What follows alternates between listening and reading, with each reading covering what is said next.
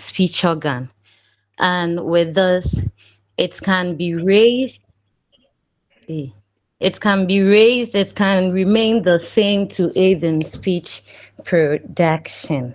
And I would also talk about the lips. With the lips, we can have the upper and lower lips.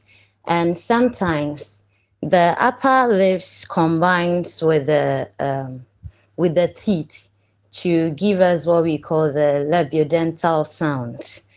And also. Okay, so also I'll talk about the jaw, the Mm, lower and the upper jaw. With the mm, lower jaw, it is a little bit movable than the upper one, and it also helps in speech production. It determines the size of the oral chamber and also the mm. shape of the lips. I've spoken about three. Yes. If down. Hello. Yes, sir. Okay.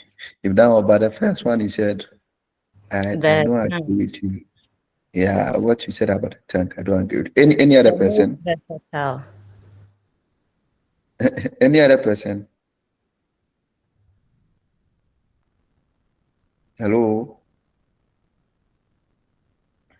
Hey, are my people here with me? Can you hear me too? Yes, sir. So Pascal, Sani, you can go ahead. Which of the speech organs do you remember, and then what do they do? I'll be happy if you can give me three. Okay, good afternoon. Continuing from where my sister left, I'm looking at the alveolar rate. Okay. Yes. We know the alveolar rate to be that bumpy ridge just behind the upper teeth. Mm, Um, the tongue in connection with the alveolar ridge or touches the alveolar ridge to produce sounds such as t, d, mm, and others. I'll also talk about the hard palate. Um, it helps form sounds such as sh and j when the tongue presses against it. mm, Then the velum or the soft palate, um, it functions. We raise or lower it to direct airflow through the mouth or the nose to produce sounds, oral sounds such as and Thank mm. you. You're welcome. I gave an assignment. Who remembers the assignment? I do. Just give me the question. What did I tell you to go and do? I remember looking at the three phases in the production of the plosive consonants in English. That's fine. So now that you've given us the question, I want somebody to tell me what he or she found out. But I'm not going to call you again. I'm calling somebody else. Anybody aside Abatar? You have seen Barikisu Hamza. But hold on, Barikisu, hold on. Let me see. Any other person?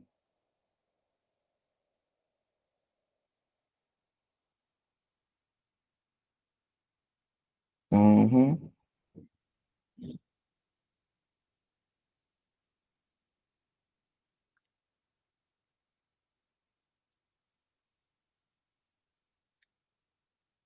Mm-hmm.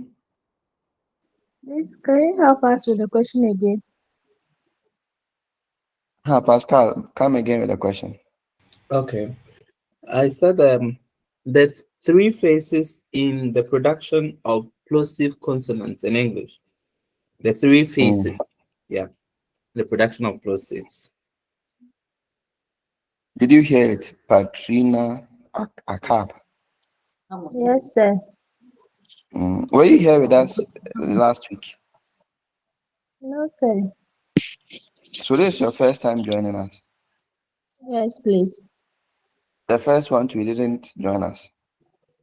I think it was the first lesson that I joined you, but the other one I couldn't join. Oh, okay. So the face to face that we met at UCC, you were there. No, I'm at Echima, but we don't have a precise center to join. Center to join. So anyone that is on board, we always try to join. Okay, that's fine. Uh-huh. So aside Barkisu, nobody again did the assignment, read about it, or try to find anything about it.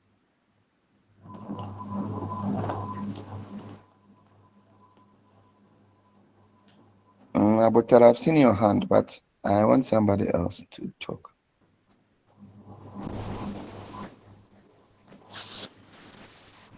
Okay, Hillary Mba,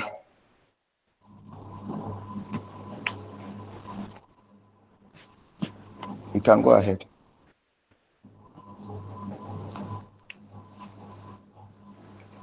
Mba Hillary, you can go ahead. Hello,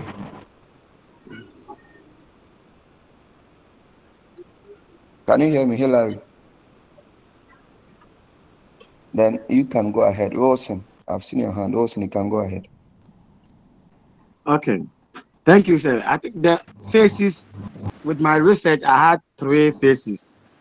Mm, The first one is the closing phase, where we have the lips and the tongue being the articulators, and they mm, move towards each other to block the airflow. mm. Uh, so that is one. Come again. And then Say what you said again. Say what you said again. the first one is closing phase. Mm. And in this Closing. one, the You said articulators, closing yeah, face. Closing. closing, CLO. SI engine, closing. Okay. Okay. Yeah. And with this one, you have the lips or the tongue being the main articulators, and they Mm. move towards each other to block the airflow. Mm. Mm. So that is the first Mm. one that I had. And the second one was hold phase or closure. Okay. Um, Mm. and this one, the articulators I'm sorry. block the airflow. Awesome. Say, Awesome. say. Yes. I'm sorry to take you back and front. Give us the explanation again. The closing phase. I don't want to talk much after you people have spoken. I want to go ahead. So give it to us again. Let's hear you again. When we say closing phase in the stages of the production of the plosive, what do we mean? So we mean that the articulators move towards each other to block the airflow. Okay. And the articulators Mhm. are the lips and then the tongue. Okay. Then we go to hold. Yeah, hold phase. Mm. This one, the articulators block the airflow completely, Mm. creating a buildup of pressure. Mm.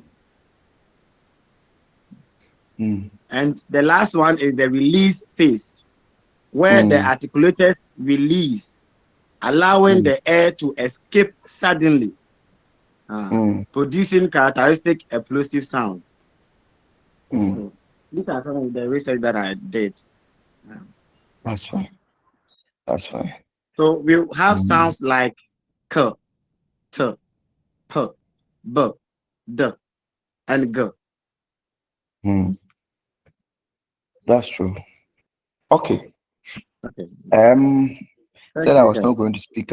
You're welcome. I said I was not going to speak about it, but let me add a little, then we can go on to today's lesson. As well as your brother correctly said, we spoke about plosives. And then what did I even say plosives are? What were we studying that the term or the word plosives came in? Mm-hmm. Those who raised your hand, are your hands still up or we should call different people? Abotar and then all of you people. You can go ahead. Sir, please, with the plosives, we were discussing the manner of articulation, Mm. how we produce certain sounds, and that is when we came across explosive sounds. And with this one, you told us that there is a buildup of air at some point in time, and suddenly those articulators involved opens, so that there will be a sudden release of that air that was built up. That's fine. That is what I That, remember. that's fine. That's fine. So, um, as your people have rightly said, um, we were speaking about consonants in general. Consonants. And if you're talking about consonant, then you should know that we're also generally speaking about English sounds. Sounds. And then we even started talking about how we produce sounds in English. But we also made a distinction between sounds and then speech sounds. And we said a lot of sounds are made, right? So, of course, birds making sounds, carpenters making sounds, everybody making sounds. You hear a sound here or there. And when we speak about speech sounds, that is where our focus is, because we basically talk about language, and then in language, a lot of the things we use in communicating in language, we use speech and speech sounds in doing that. So in studying English as a language, one of the things that we also pay attention to is the system of the speech sounds of English. That is what you call the phonetics of English. The phonetics of English. So that is what we were basically doing last week. And then we even did the biology. I started telling you, talking about uh, how our creator has made it possible for us to use the vocal tract, that is above the glottis or from the glottis, all that organs in there that we adapt their uses in making speech sound. So we studied all those organs and how, so basically biology, right? So maybe the biology of phonetics or something, how they help in doing that. Important of all these organs was the glottis or the vocal tract or vocal folds. Who can speak a little about these? Then we can go to today's lesson. Because I spent a lot of time at the vocal tracts, vocal folds, glottis. What do I say about it? Last question, and we can go. Wilson, is your hand still up, or it's the old one? Kwaku Please, Adai. it is the old one. Sorry, sir. Okay. So anyone, glottis, vocal folds, vocal cords. What do they mean? What are they? What do they do? Mhm. Ali Sharif, are you ready to speak to us? Yes, Sharif. sir. I remember you saying that you highlighted it on the slide that the glottis is a small organ. That's where when the Mhm. sun the oxygen that we take in, when it gets to the glottis, that's where generally all the speech sounds we get, because when it gets there, whether it is closed, open, or what, so all forms of speech sounds um will be made from the glottis. Like when the air hits the glottis, it will show the kind of speech sound that will come out. That's what I remember. Alice, Alice, are you sure you're not Yes. lying to us? Oh, sir, listen, I'm saying that the small organ. Uh-huh. What I'm saying is that Mm, glottis is a very small organ. mm. And it's very important because all the air that gets into the system, when it gets to the glottis, from the glottis, any sound that wants to be produced, it is the glottis that will show. So please, are you getting me? I'm done. I heard you. I I'm heard you. done. Yeah, I heard So you. that's what I remember. My line wasn't Yeah. very safe that time, but I remember that. Yes, please. Okay. Thank you. I've heard you, but that was not what I'm expecting. So anybody to give me more appropriate or an acceptable answer. Mr. Ntu, go ahead. Okay, Mr. Ntu, sir. I've seen your hand. Okay. You said the glottis, the vocal cords, and the vocal folds, they use interchangeably. Okay. So when the air passes through the glottis, either it will narrow or it will be widely open. The narrowing and the widely opening of the sound will determine either the sound is voiced or voiceless. So when the sound is coming out from the vocal track, the venom, when it gets to that place too, either that one will also open or it will close. When the venom is open, it will block the nasal and the air will We are pass through speaking there. about the glottis. So you let's stay at the glottis. Say, okay, I can also end there. That will determine the voice and the voiceless aspect of the sound. Thank you very much. Look, I've left my chat in the chat. You can that's why it's a small boy.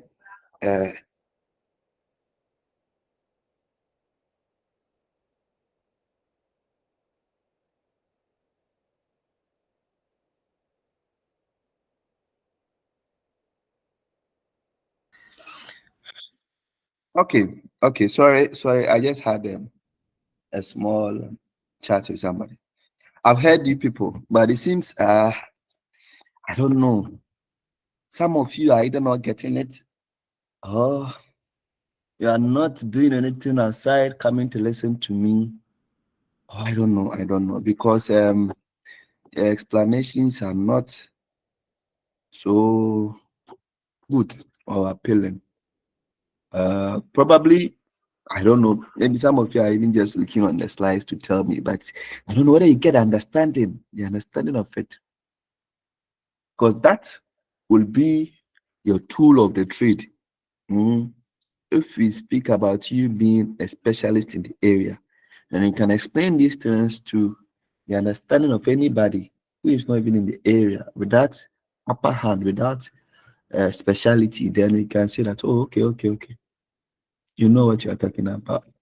But of course, I know it is not done within a single day or within a week. So I normally intentionally give you assignment to go and read.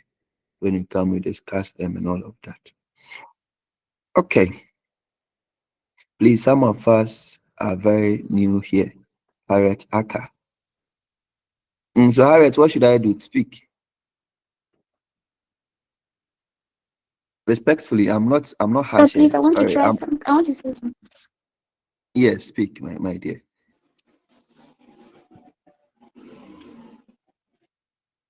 Okay, Yeah.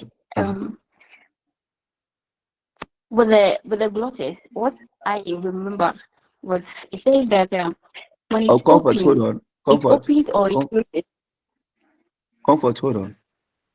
Comfort, columns, hold on. Harriet was saying that some of you are very new here. So I want Harriet's suggestion on what I should do to help you. Me as your tutor, I don't only want to just teach. My coordinators or my monitors will record and then off it goes. But how I can also help you and getting value for the money you are paying is also something I look at.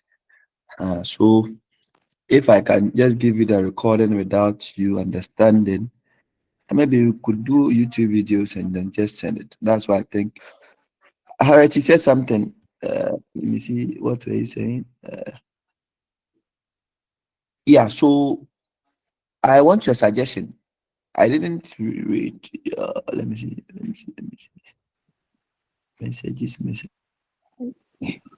So my problem is that we those at the Techima Center, we don't have a particular speaker or a link to join. So anytime we have to be joining different links, and sometimes you join a particular link and where they are, maybe you have not gotten there or you passed there. So it's really worrying.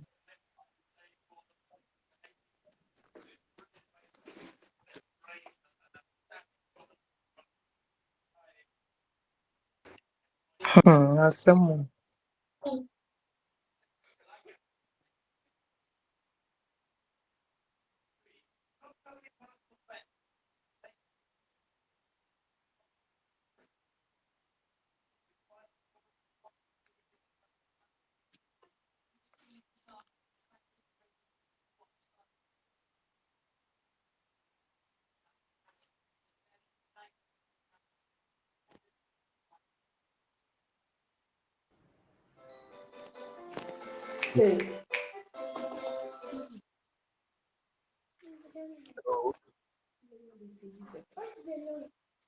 Whoa. Yes, Yeah, hello, sir. I accidentally went off, so I'm back. Yeah. So Okay. let me try in my simple terms as much as I can to explain what we did last week again, because I want us to continue with vowels. Ibrahim,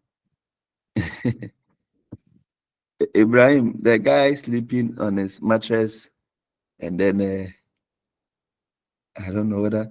So I want us to go on with vowels, right? But it's always good you get the earlier understanding from consonants so that it will be easier for you to understand, right? So Yeah, basically, please, my as hand has been up. you can speak, go ahead. Thank you. I wanted to talk about the glottis. Okay, go ahead. Last week, you mentioned that the glottis is the opening where the air passes through for the speech during speech production. And when it closes, it causes the vocal folds to vibrate. And when they vibrate, that is when we get the voiced sounds.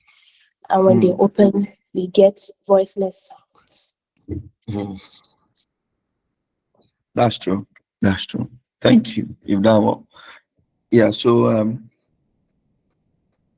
uh, just as I was saying, this is the second, or we started with the second unit last week, and we're basically speaking about the sounds, the speech sounds in English, where I took you through the fact that when you take our head, let's say from the neck upwards to the head, when we open our mouth into our throat, the organs we have in there, naturally they've been made possible for us to adapt their use to make speech sounds. So I made a point that naturally their function is not, or basically their function is not for speech production. It's for eating and then all of that, but that is the secondary function to use it or we adapt it to produce speech sounds.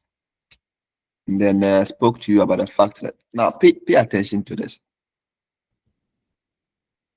When you take the biology of this phonetics or we call it vocal tract, it actually starts from where we call the, let me try to share that slide. It actually starts from where we call the vocal cords. The vocal cords. Now, I said again that the vocal cords are two separate, let me say, opening. So we even gave the example like it's like a hen laying an egg, right? Or even you can even use your mouth, your upper lip and then your lower lip. So you see that our mouth closes and opens. So the upper lip in that case and the lower lip becomes the cords. You can also call them folds. Folds. So cords or folds. Those two things they close and open. Now, when these folds or cords close or open, the space that comes in between them is what we call the glottis.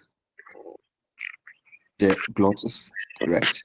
So we said that from that cords, from that cords, and that cord that opens and closes from that cords upwards up onto the mouth, where speech is finally made or where the airstream finally gets out. We call Sir, please, we all. can't see the slides. Yeah, I'm trying to get it and share it to you. Okay, thank you very much. You're welcome. We call all of that the vocal tract. So you write these things. Number one, vocal cords / folds. Write it. Maybe in your book or wherever you are. Have you written it? Yes, please. We have. I have. Okay. Number two,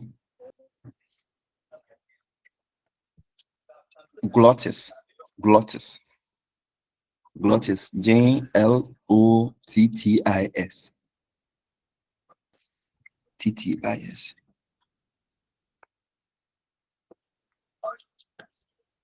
Have you written that too?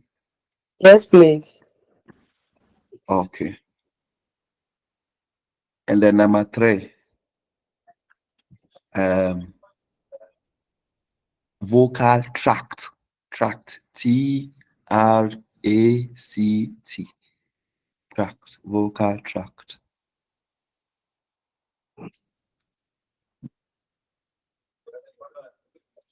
Have you written that too? Yes, please. Yeah. So I want to summarize what we did last week with these things, and then we'll go on as I even try to share the screen with you. See. So I have a screen.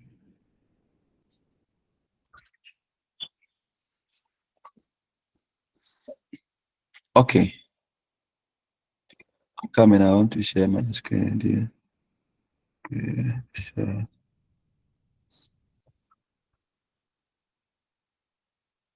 Can you see my screen now?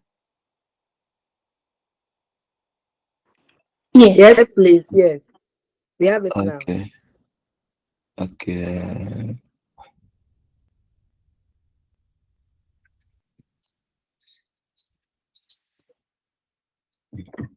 Hope that the picture is good. Yes, please. Okay. Okay. Yeah. So the point I was making, just in summary, so we continue for today, is that all these organs now. Can you see the cursor roaming on the picture? Yes. Yes, sir. Yeah. So I'm saying that from here, where they've written larynx or larynx into brackets vocal cords, right? From this place, all apart from this place, every organ here that helps in speech production When it comes to pharynx, root of the tongue, velum, oral cavity, palate, nasal cavity, alveolar, from the larynx, that on the diagram they've written into brackets vocal cords, right? When you move upwards from here where the yellow color is, so the airstream gets out of the lips or the nose, everything in here that helps in speech production. So from this place, where the yellow starts from, ah, until we get out either from the nose or the mouth, we call it the vocal tract. That is Mm-hmm. TRACT, vocal tract. So this is the tract. I say you two enjoy our park, so no. The whole tract, the whole 400 meters tract, a lot of things are on. So you have a place you can start 200 meters on, you have a place you can start 300 meters, you have a place you can start 100 meters, and all of that. So that is the tract. So we call that the vocal tract. Now, the vocal tract starts from the vocal cords. That is the beneath part that we've written the larynx or into bracket, the vocal cords. Now, the cords are two separate maxilla apart. Are you following me?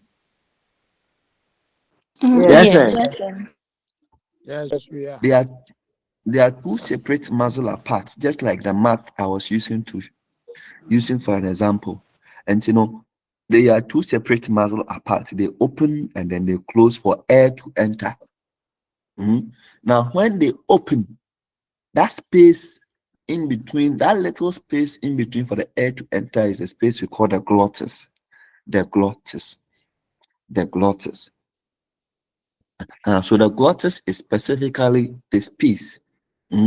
But when you are speaking to people who are not experts in the field, we interchangeably use the vocal cords or vocal folds in place of the glottis. And then we say they are the same thing. People even say the vocal cords is the larynx, right? We say they are the same thing. But these are the clear distinctions. Specifically, the space, that opening which the air will pass through, is what we call the glottis. So when you are using them in your writing explanation, when you use the vocal cords in writing, know what to write.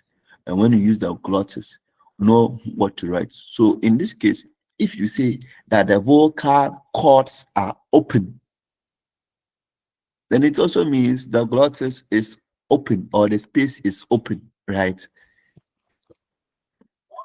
Mm-hmm. And then when you say that the vocal cords or folds are closed, then it means the space or the glottis is also closed. Do you understand? Yes, Yeah. sure.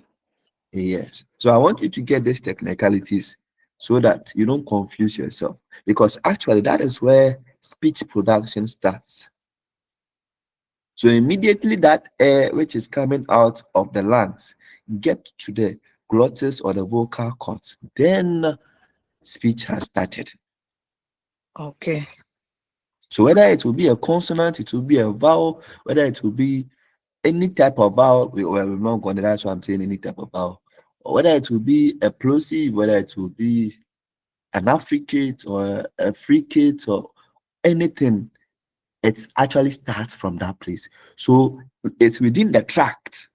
I use the pack to explain. It's within the tract that they get their different types, whether to be a consonant or to be a vowel. If it's a vowel, which type of a vowel, or if it's a consonant, which type of a consonant. Please, am I making sense? Extremely. Yes, sir. Yes, please. Yes, sir. Yes. So it's good you get this. Otherwise, you'll be doing chew and pour. It will be like, hey, I'm mostly phonetics be. Let me try and understand. Let me try and chew it. Volume, phoenix, pellet. What? Just trying to chew. And when you get this understanding, you're also explaining to somebody as a specialist in the area. The person should be able to appreciate you and then also give you your flowers. Oh yeah, yeah, yeah. Maybe I Greek, I'm also English. Please, so can I say that speech production starts from the vocal cords or the glottis? Exactly so. Oh, okay. Exactly so. All right. Thank you Exactly very so. much. You're welcome. Yeah. So on that note, we move to today's class. Let me go back. Escape. We move to today's class, which I want to start on vowels, right? I want to spend like 20 to 30 minutes on that. And then maybe we can take the unit on paragraph development and writing. And then we'll see how far we'll go with that one too. Okay. I intentionally gave you vowels to go and read to, and you come and educate me. So if people are university people and then you are senior people already. So since you are senior people already, uh, what did you read? What did you find about your friend is saying? What do you find about the the vowels? Yeah. What did you read? Well, I shared my slide earlier. So if you didn't do anything, you should be, or you should have read my slide. It's the same thing I'm also going to use today. So what did you read? Let's start, and then we can spend the next 20-25 minutes on it. Okay. When I share my screen like that and you raise your hand there, I don't see you. So what will happen is that if I'm talking, you can just talk. If I hear you talking, I will stop so that you can go ahead. Anybody, the person can just go ahead and talk. What did you read about vowels? Mm-hmm.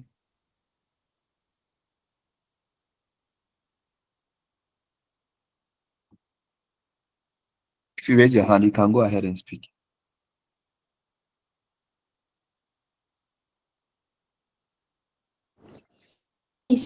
Uh,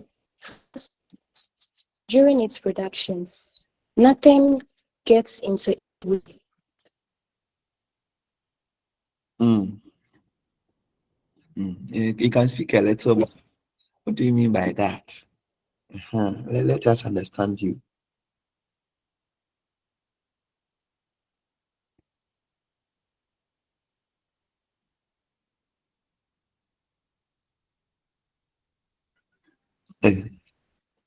Please, are you hearing Okay, me?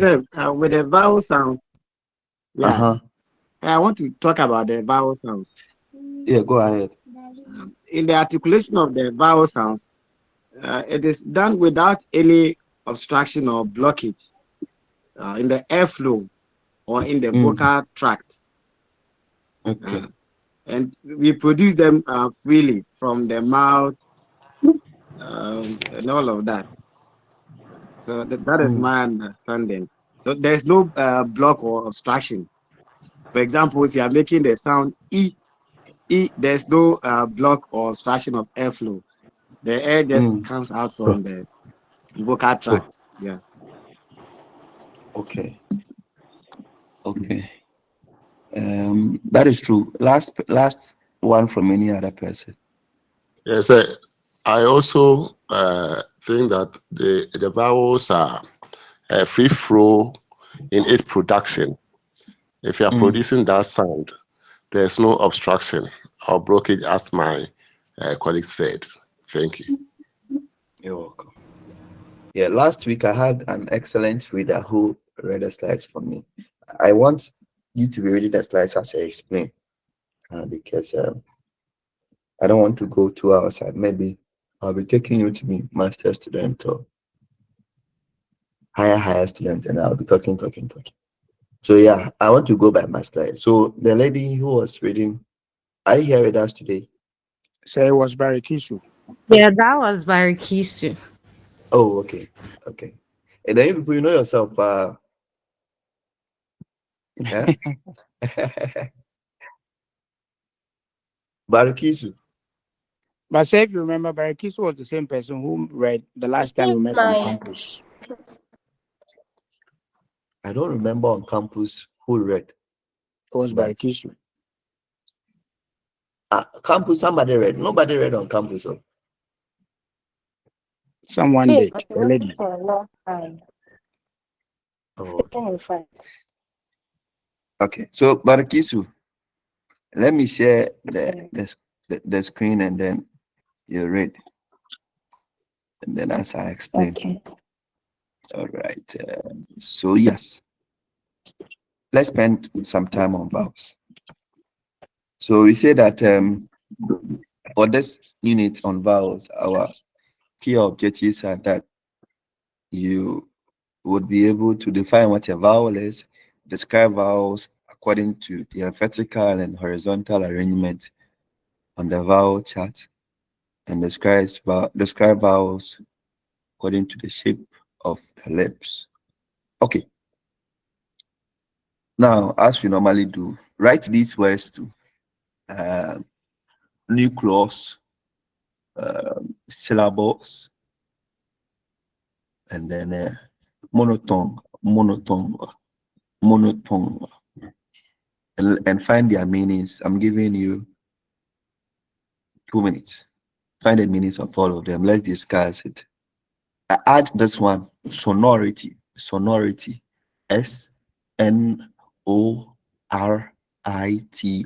Sonority. So find the meaning of these 4 words, and then let's start the lesson on vowels from there. Okay, so 2 minutes.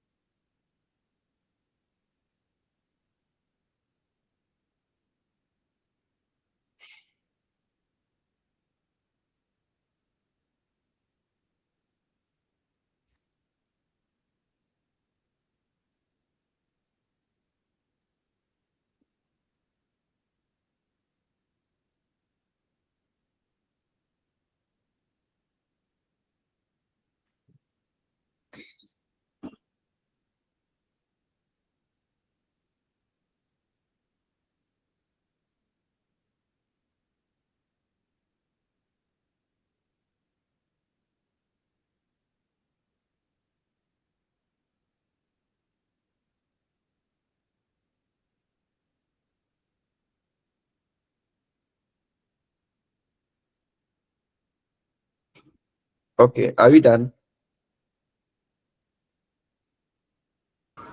Yes, please.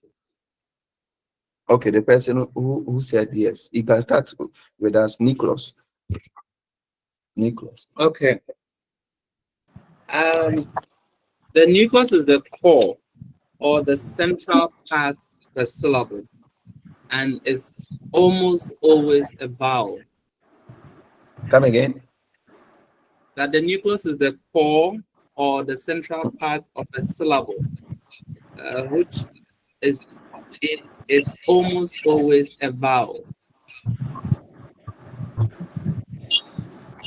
Okay, the central part or core. Yeah. Okay. Okay, next one. Who will help us with the next one? Syllables.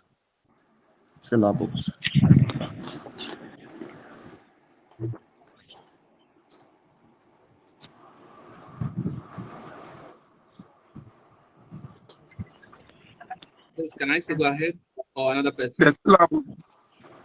Let Hello. another person take it. All right. Yeah. Hello, sir. Yeah, your name and go ahead. Ebenezer Boachianto. I'm sure you are the one speaking. Yeah. Yes, Go sir. ahead. Syllables are units of sound in words that contain the Your vowel typically. line is breaking. Your line is breaking. Come again and let me see.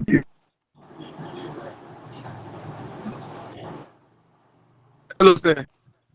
Yeah, I think it's better. Go on. Is it clear now? Yeah, it's better. Okay. Syllables are units of sounds in words that contain a vowel, typically have one vowel sound, form a rhythm. Syllables help determine the pronunciation and rhythm of words. Watch Syllables it. can be Watch it. monotone.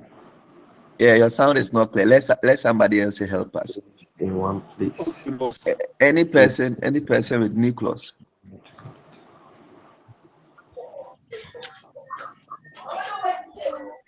Okay, You sir. can just missing nucleus, syllables or syllable. Syllable is Yeah. the unit of sound in a word that contains a vowel sound. Okay. Any other definition? Not only in sounds, but when you say syllable, anything you find or you found.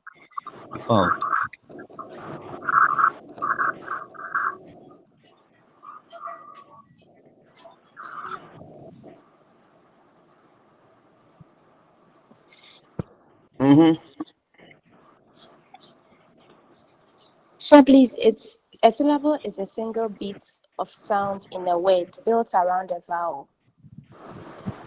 Single beat built around a vowel. That's good. Last one, nucleus.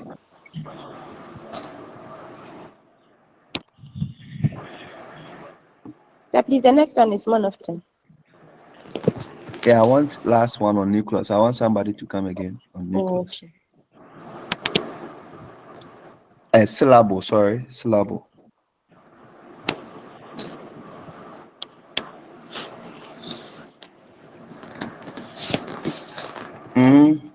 Is my screen still sharing? Yes. Yes, please. Yes, sir. Okay, that's fine. Yes, sir. Come to question.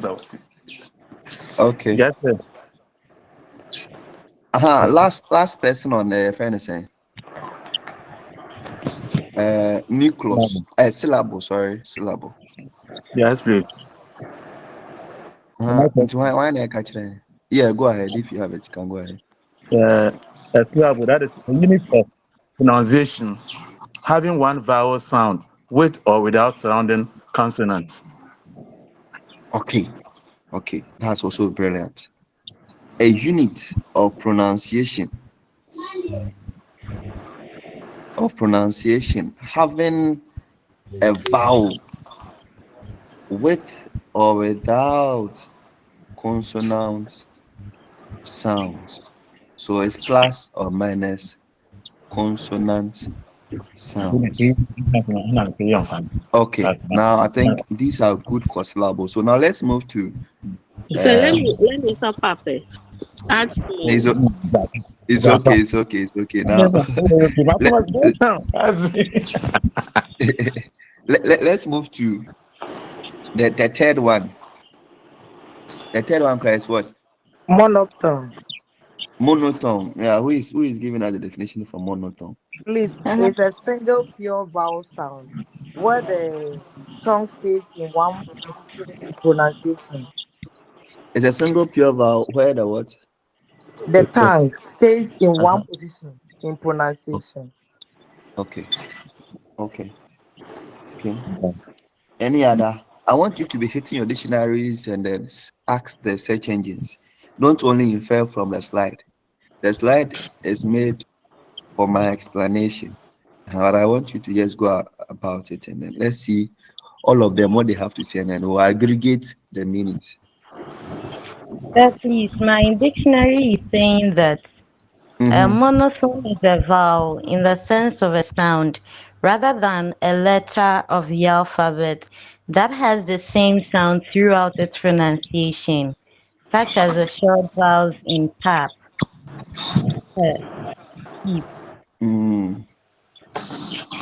You can that's good, but that is more confusing. So Can anybody give us the last explanation or meaning he or she got? Sorry, a monotone. Wilson speaking here. Uh, a monotone is a single or a pure vowel sound within a syllable. Okay, And a it is also single a or vowel sound that does not change quality or it's okay. bite into another sound. It's okay. It's okay. Now let's go to sonority. That Sonority. I also checked on sonority, and it is the loudness or the intensity of speech sounds. The loudness or intensity of speech sounds.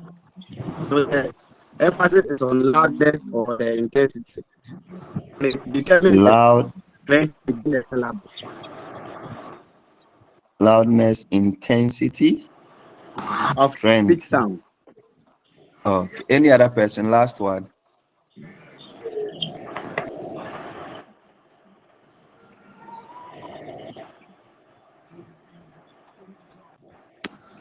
Any other person? Let me take the last one for sonority, and then we can go on. Yes, sir. Okay, go on. We said sonority is the quality or a fact that has a relation to loudness of a speech sound. Loudness has been repeated. Okay, loudness. Okay.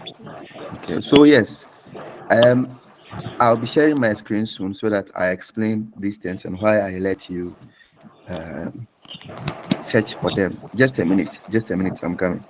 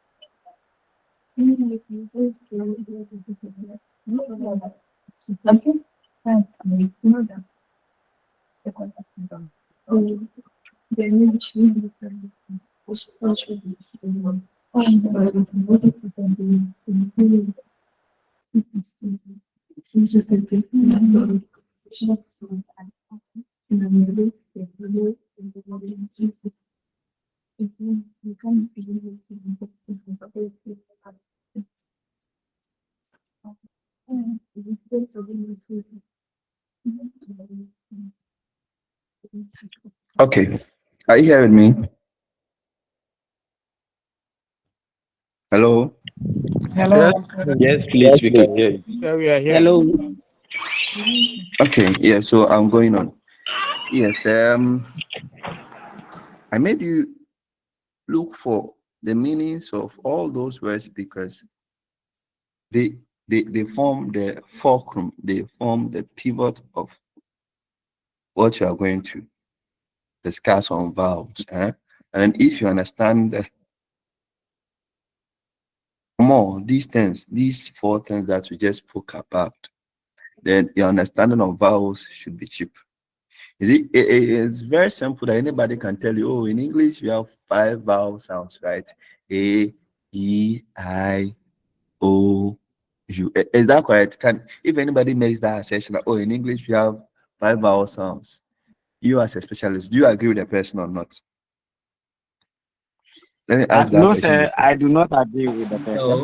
No, no. No. Okay. I don't agree with the person. You don't agree. Anybody who agrees with the person? I don't agree. I don't agree. Hey, the don't agree are too much far. So nobody, me too, I was about agreeing with the person. Nobody is here to even support me small.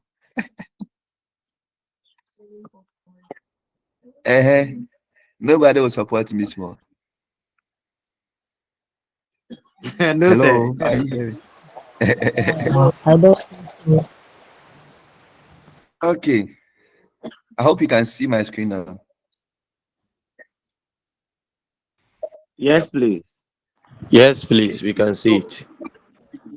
Yeah, so I was saying that it's very important to understand these terms. The nucleus, of course, what a monotone is, and then what sonority means, and what um, syllable also means.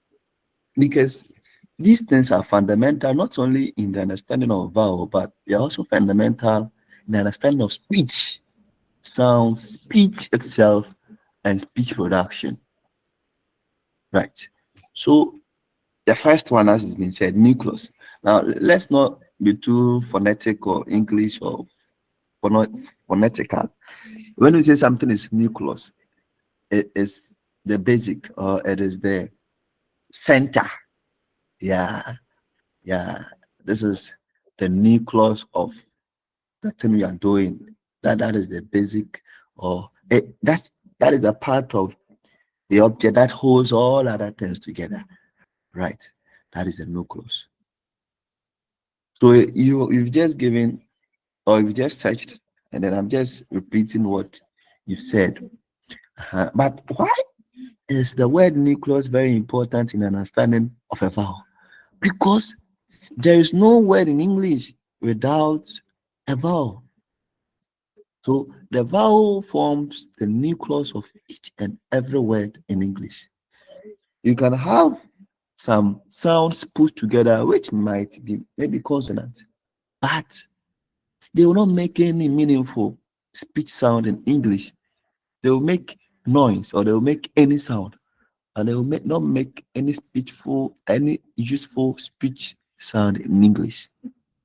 So we don't have any word in English without a vowel.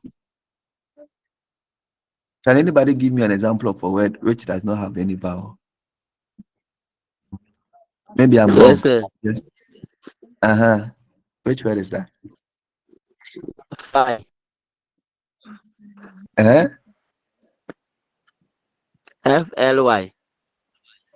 FLY. Fly. Dry. Dry. Okay. Sir, read them. Lie. Read them. I want to hear these people speaking. I want to note down their names and then use it for something. Please, I want to come in a bit. Fly. Okay. Please, I want to come in a bit. I think we are doing sounds, not letters. Oh, So I'm coming. FLY, Before you fly. come in, There's a vowel in there. That is I. I'm coming. I. I'm coming. Yes. I'm coming. The people who gave the words, please, because I've shared my screen, I cannot see them. So I want your names. I'll use it for an important thing. So please, can you give me your name? I'm Mary Watson. I said dry. Dry, Mary. What you mean? Mary, dry. Mary, I hope you're not dry this afternoon. Like there's money on you, right? Sir, I'm John Donko. I said read them. Read them, John. John said read them. John, the face to face, did you meet us? Yes, please, sir. Okay. John, read them. John, can you sing? Are you a chorister in church or something? Oh, sir, it's unfortunate I'm not good at singing. Oh, they don't have any rhythm in you. You don't have any rhythm in you.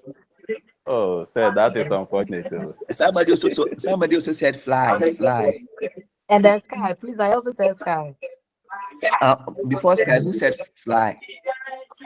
There's me, Grace. Grace. Grace or Prince. Okay. Prince said fly, and then somebody. We have. Yeah, I said sky. Please, we have hymns. Sir, please, Belinda. I cannot hear you. Belinda, I said him. Okay. Hymn. Him. Okay. Okay. Okay. Him, Hymn, him.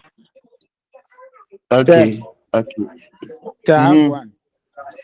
Shy. SHY. Shy.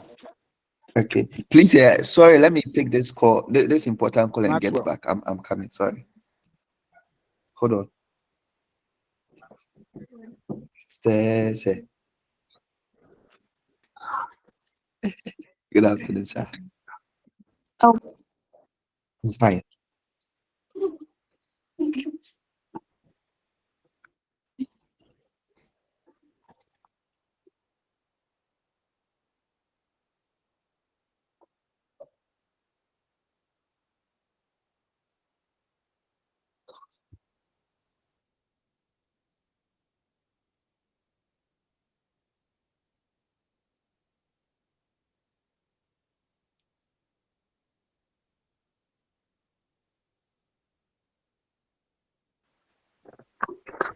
Please, so is this platform for only UCC Center or nationwide? It's for it's for UCC only Center. UCC Center. But you can join if you are studying English. Oh, okay. Thank you. You're welcome. Oh, Ben, I'm lost. I'm lost. Yeah. Seriously. So those from Techman and other places, if you can be consistent, that shouldn't be a problem. I don't think it's advisable to be moving from one group to the other. You can just be with us if you don't mind. Okay. Please, Okay. when is our next meeting? Assessments, because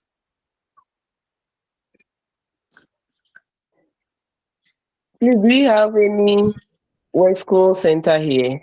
Yes, I just please. want to know. Yes, West School. I'm here. Okay, thank you. Wesco, I'm also here. Okay. We are lost. Too. It's the same questions that we're going to answer. please, I just came and my network was giving me problems. I So remember please, people when is giving our next meeting? examples. Please, what were you discussing about? Kindly. We're discussing about vowels. And examples that you were given, what was it about? We're actually here to get into the real vowel proper. But Sir said there is no word without vowel.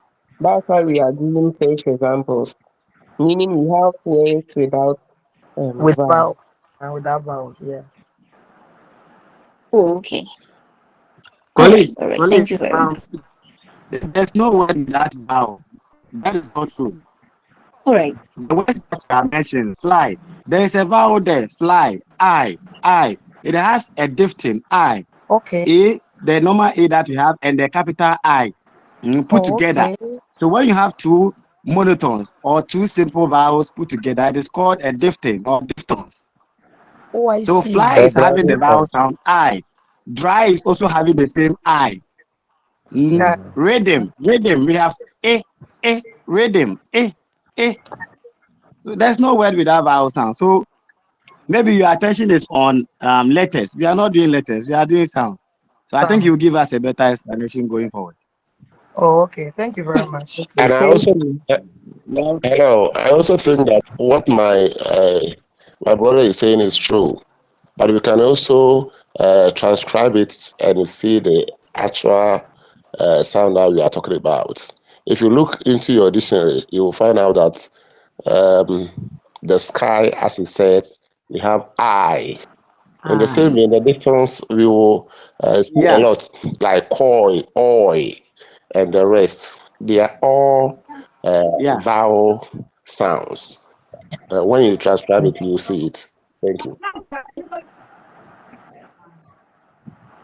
So please, So when is it our means next that meeting? we are. Some of us are new. When is our next meeting, please? So it's on Sunday. We are meeting next week. Oh. Next week, 11:30 at UTC. That Shatawale, the Face sandwich to block. face. Okay, some of Yeah, us face to are face. at Next week West will be Coast. face to face. West Coast, okay. Yes. That means some of us can So join. Wesco, you go to your center. All right. If I'm also in West School. I'm also in Kaswa. Please, what about those Yeah, of so you us meet in at your Accra center here? then. So please, what You about meet at those your of us in center. When you Accra were here? filling the form, you choose the center. So you go to Please, your I'm center also So we all for meet the our face to face. real center. Hello. So Hello. please, how hello. was the vows explained? Meaning that we are all meeting at our various centers We've not next week now. started. We're just explaining the keywords. The keyword that will help us understand vowels. And so let's be patient. You will explain the meaning of vowels and then we are good to go. All right, thank you.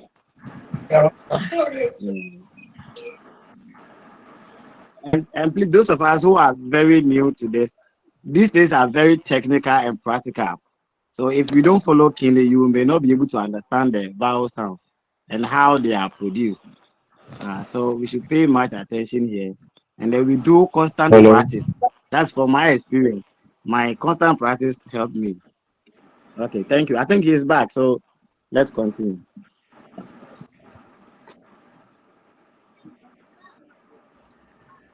Hello, my people.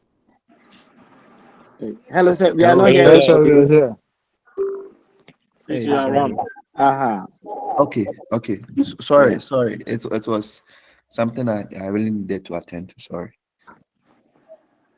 Yeah. So my people have Prince, Mary, John, and Grace are the names I've noted down now. They are saying that next week, if I'm able to meet you face to face, I'll mention these people. I'll call them, and then we'll have a nice, interesting chat. These people are saying that when you mention fly, there is no vowel in it. When you mention dry, this Mary dry, there is no vowel in it. They also John is said also saying that shy. shy. Who is that? Maxwell. Max is saying that there is no vowel in shy because it's spelled SHY. I hope that's the spelling of shy, right? Yes, sir. Yeah. Because he is shy to come and then tell us what a vowel is and not what vowel is not. There is no vowel in shy. Yeah, so these people I would have a nice chat with you next week. I'm praying I'm able to come because I have let's see what happens. Next week is still a long time away. Yeah, so my people, let's get it. Mm, There are vowels in all of these letters that you've given me. Please, are you with me? Yes, please. Yeah. Yes, there are vowels. Yes, sir. Yes, sir. There are vowels. Same man. But for me to be very clear, there are vowel sounds. Vowel sounds. All these words that you've given me. If you want to tell me that there are no vowel letters, frankly, I'll leave that for a research. Go and research on this. What's the difference between a vowel sound and a vowel letter? Please write it and go and research. Have you written it? Yes. Yes. So go and research what is the difference between a vowel sound and a vowel letter. But what we are doing in this unit is that we are looking at the speech sounds. And these speech sounds, or in these words that you made, which are also speech sounds, there are vowels in there, right? There are vowels in there. So in fly, there is vowel I. I is a vowel. I is a vowel. And then I is a vowel that you want to speak, go ahead.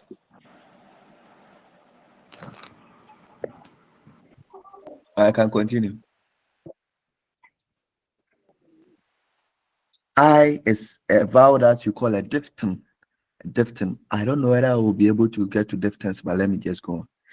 And then in dry, there's another diphthong there. I. Rhythm. Rhythm. Rhythm. There's the vowel which is a monotone. A monotone. A single vowel and then in style too, there's a diphthong I. And then in shy, of course, the same thing, a diphthong I. So these are vowel sounds that I've just produced. In the words you've given me, a friend is saying fly, dry, rhythm, sky, and shy. They all have vowels. I think it is only rhythm in this case that is a monotone. Now that you know that each and every word has a vowel sound in it, I go back to once again say that we cannot have a word in English that does not have a vowel sound, because the vowel sound is the nucleus, or they form the nucleus of each and every word. What is the definition of a nucleus? It is the center, it is the pivot, it is the core part of something. Somebody was speaking.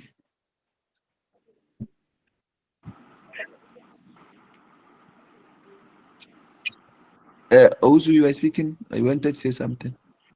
Efia Nyako, go ahead. Efia, your hand is up, or you are just not ready.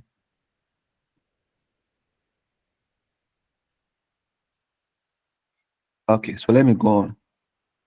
So, for each word, that central part, that core part is the vowel. So, I'm being very clear here. Talking about vowel sound. Now, the 25 letters we have are letters. They are not sounds. So, we use letters for what you call the orthographic representation of the sound to make, right? So I'm making a sound right, right. There's a sound, right? You understand right in English because, of course, you are an English person or you understand English. But when I'm making an orthographic representation, when I'm writing it, you cannot see the sound on paper. So that those symbols that we use in representing it are the letters we use in representing it. So there's that little difference between what a letter is and what a sound is. So even in writing sounds, for us to know that you are writing sounds, we use a slash letter, a slash symbol. Let me say symbol, not a letter. Slash. Please, are you following me? Yes, we are here. Yes, please. Yes, please. Yes, sir. Okay. I'm So confused though. Hey, who is that? Who is confused? Yeah, it's me, Eva.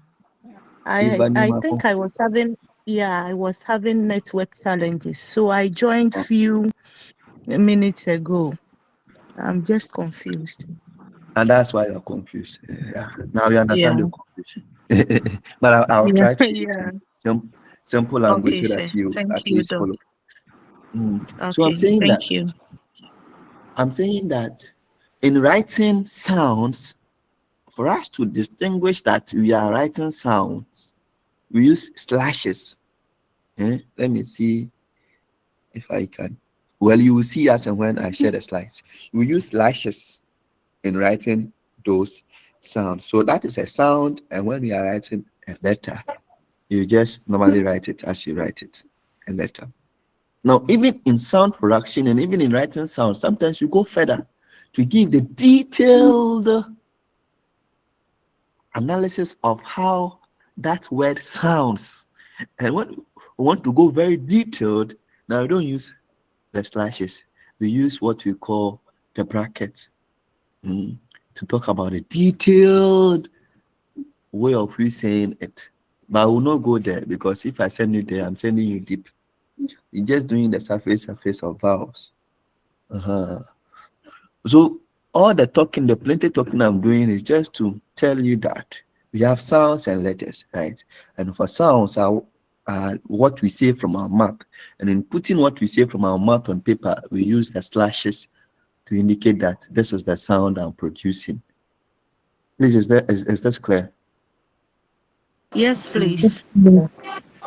Yes. And then you said that in every word we make, in every speech sound, in every word we produce, there is a vowel sound in it. So in every word, words are speech sounds, right? We use words in making meaning. So words are speech sounds.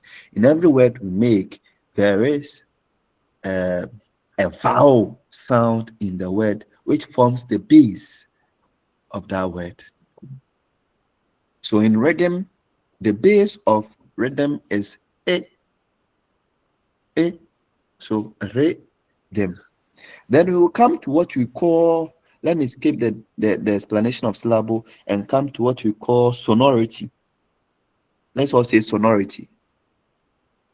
Sonority. Sonority. Again? Sonority. Sonority.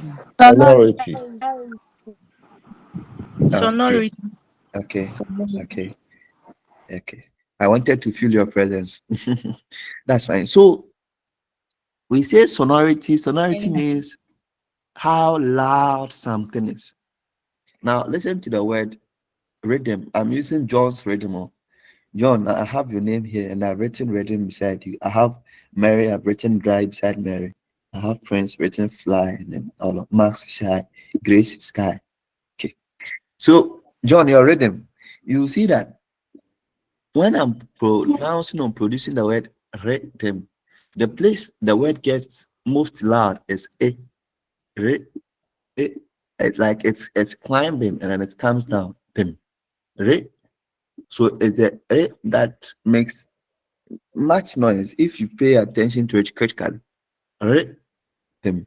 So we say that in speech production, the vowels makes or they are the places or is the places the vowel finds themselves that there's a much loudness.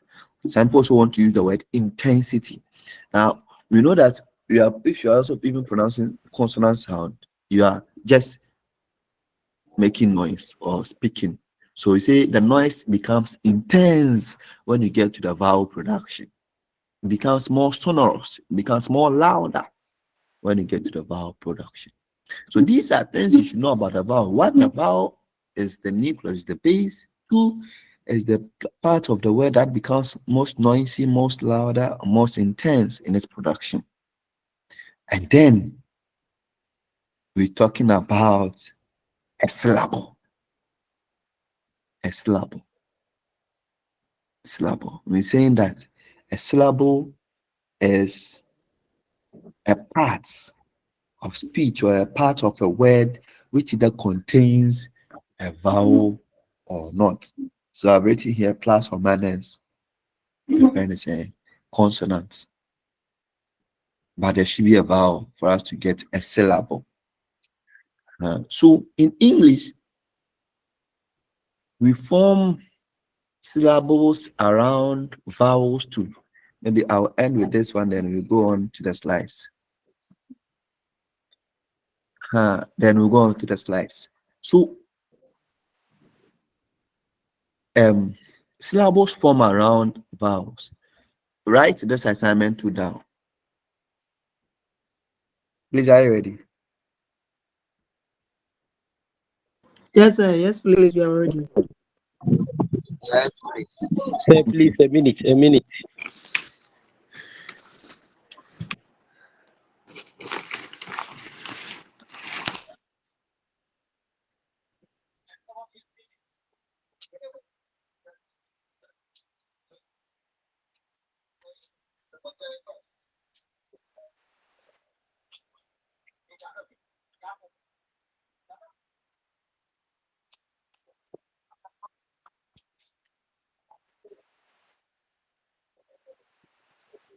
Can I go on?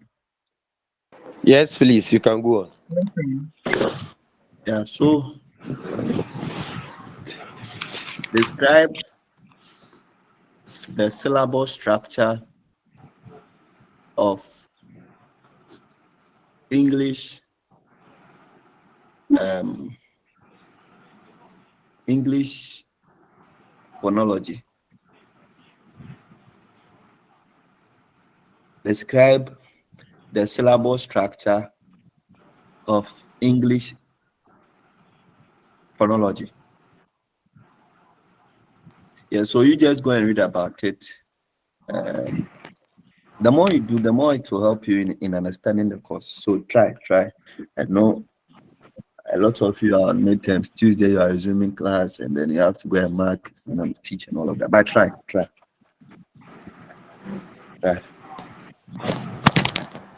Okay. So on that note, I will not speak about syllable again. Now let's go to the slide. Now, when we say monotone is a pure vowel, a single vowel. So okay, let's go on. Barkis, I hope you are around. Yes, please. Okay, so let's start. We are here. Introduction. Almost every word in every language has a sound referred to as a vowel. Come Usually, again. the vowels. Start again. Yeah. Almost every word in every language has a sound referred to as a vowel. Usually, the vowels constitute the nucleus or the peak of sonority of the syllables. But vowels, unlike their counterparts, consonants, are not easily located by reference to movements of articulators, as we saw in the previous lesson. But in the production of vowel sounds, there is relatively no obstruction of S. This means the vowel sounds. Hey, okay, it's okay. But is it only me who is hearing breakages in your reading, or all of you can also hear that? Yeah, We can also hear. Yes, some of us. we can also hear.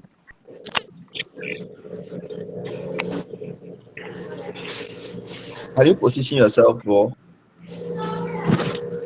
Or today we get an assistant for you.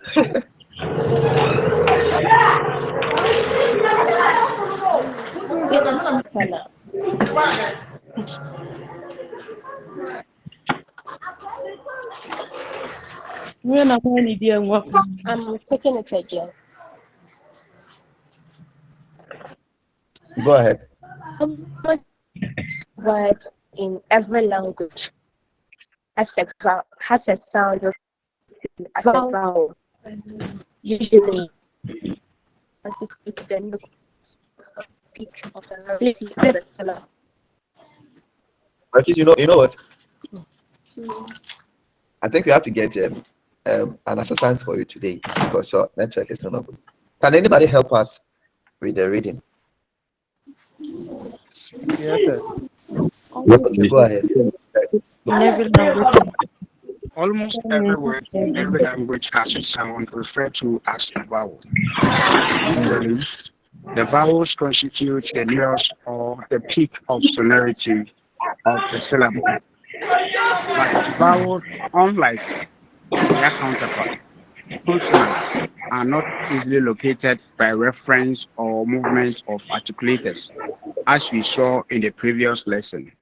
In fact, in the production of vowel sounds, there is relatively no obstruction of their airstream. This unit focuses on the description of vowel sounds. Yeah, so I've spoken a lot about this slide already.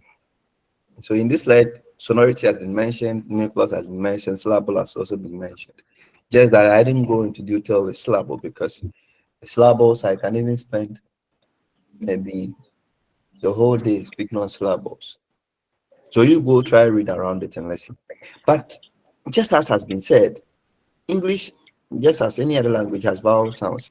All other languages also has vowel sounds. But as I'm saying, now let me try to just explain, just give a curtain raiser to the syllable structure that you are going to read on. Now, when you take the word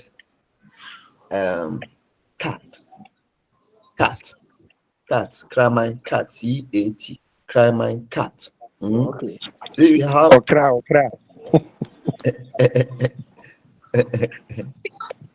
we have C-A-T, right? As I said, cat, Yeah. a funny thing has come to head, but I will not say it. Let me go. Yeah, so C-A-T. Now we have is it a consonant or a vowel? Consonant.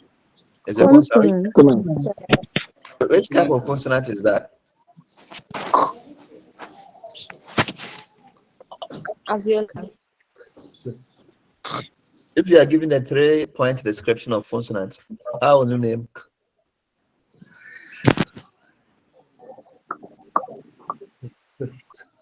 Okay, should we close it?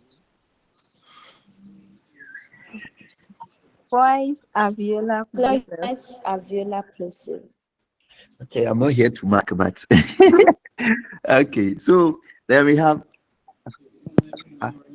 we all know I is a vowel, right? So cat, and then we have so cat. Now, when you are talking about syllables, we are saying that in syllable creation comes consonants and vowels together. So we cannot have a word without a syllable. At least, okay, I want you to get it. Although I'm telling you to go and read, but if you get this, your reading will be much more easier in understanding.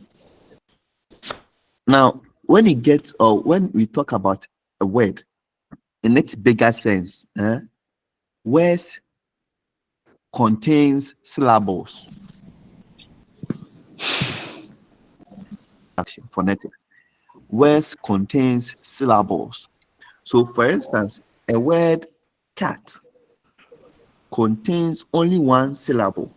And when we speak about a syllable is the division of the word in terms of phonetics that has a vowel and plus or minus consonants.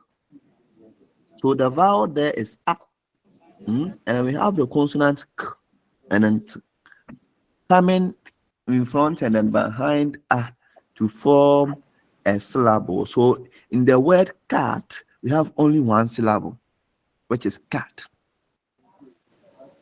Have I confused you?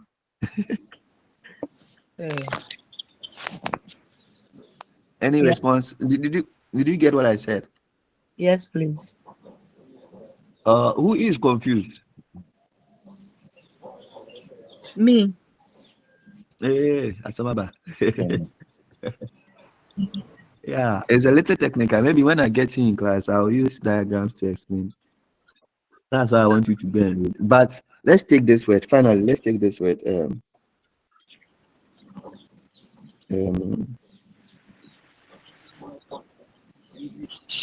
Yeah, let's take the word. Let's take the word nucleus. Nucleus. Yeah. Can say yeah. Nucleus. Nucleus. I'm just trying to explain syllable, but I know you will go and read, find out more and understand. Nucleus. The N is right. So that is a consonant. Ucleus. U is a vowel, so there comes a vowel.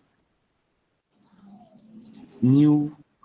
C there is C, but in terms of vowel production becomes k, right? So it's also is a consonant, right? So we have nuke. So we have consonants. So write this. Take your books or your pens and write this. So write nucleus on a book or a paper. We are trying to analyze nucleus into consonants and vowels.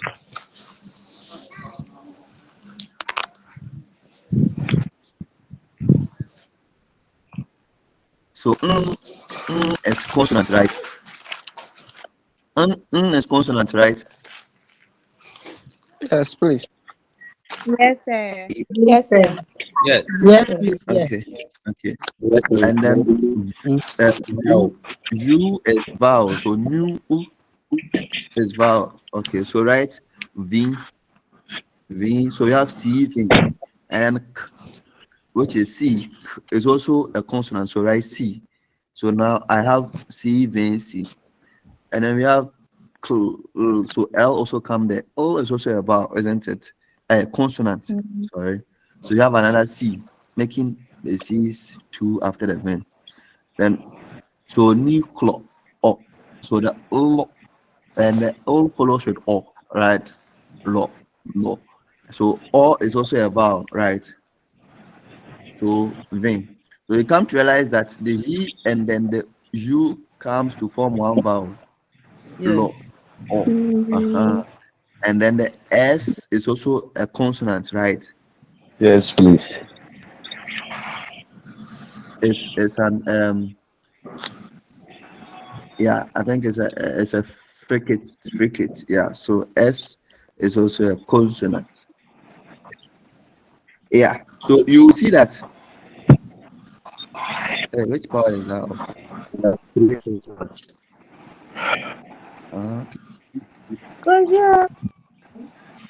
Okay, so you see that now Fish, you you have. said that fish in this too. Please, are you hearing There's me? no fish in this. Hey, Please mute your mic. There's no fish in the sea, say. Obi, I'm muted, but there's no fish in the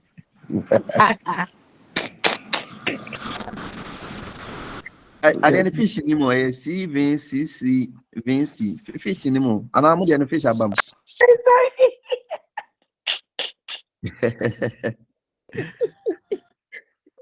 English is heavy. So you see that you have C, V, C, C, V, C. That's what I have here. Do you also have the same thing?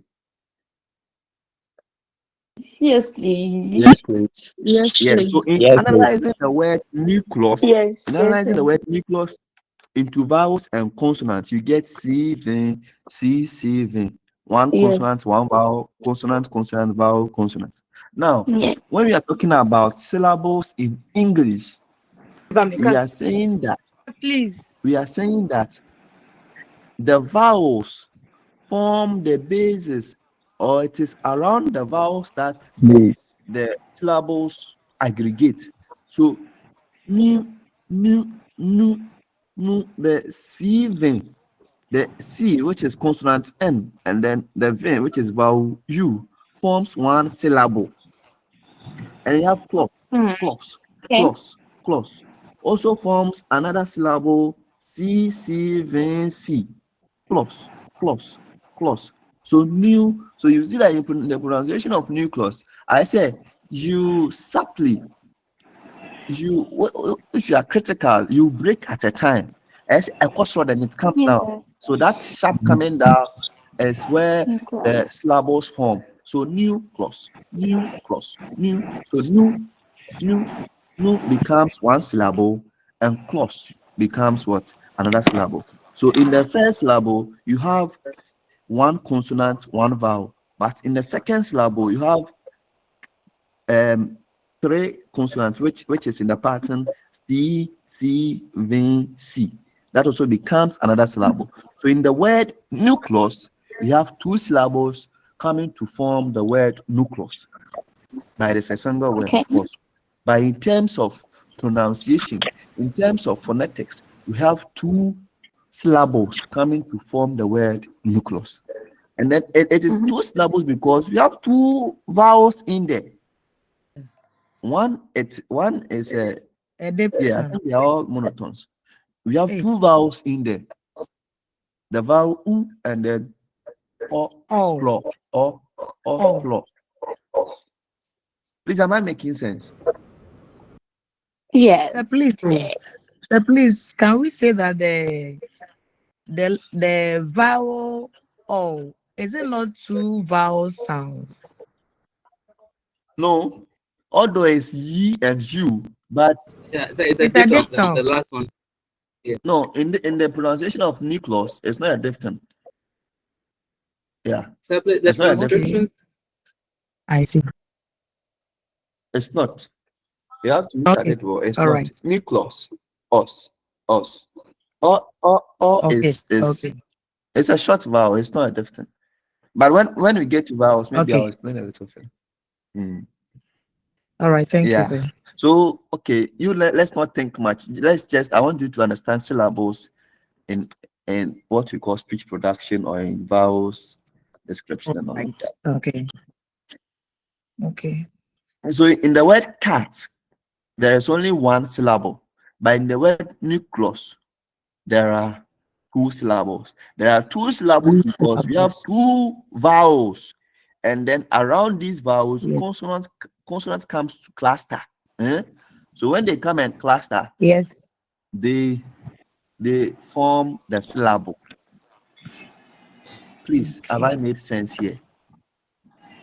Yes, please. Of course, you will not understand everything this single day. That's why I want you to go and read more. Today, there is YouTube. There is these AIs which even makes things simpler. If you are reading, you are not understanding, you can even tell the AI to make it simpler, record it. That is what makes you the specialist in the field, right? So try. Next week, I'll ask a few questions before we go on. So that is basically that. Now let's go on to another slide, the next slide. And then we have also said that consonants are a little different from vowels, or vowels are different from consonants because not like in the case of consonants where we didn't speak about, where we spoke about the articulators moving passive and active articulators to meet themselves. Here, you don't really see them moving like that. There is a movement in the vocal tract, though, but you don't really see that active articulators moving to go and meet this one or meet that one, right? So we say that there is relatively no obstruction of air stream. And and from every glottis whereby no relatively is not obstructed by those articulators. Although there are movements, but and yet it's a K and a you see that the volume has blocked it and then now it's releasing it, or B. The bilabials have blocked it and then it's now releasing it, or the mouth has blocked it, now it has to pass through the nose and all of that. E, and all of that. There are movement, but there is relatively no obstruction in the airstream. You can relative, I just say what to do in one. I said, ne deɛ no wɔ soro kakra, we ne deɛ no wɔ fam kakra. So what did two consonants in one? What do you mean can say nothing happens to the air cry? There is some movement, but relatively it's not obstructed like the way we obstruct the airstream in terms of the consonant production. Please, am I making sense? Yes, sir. Okay, my reader, go on.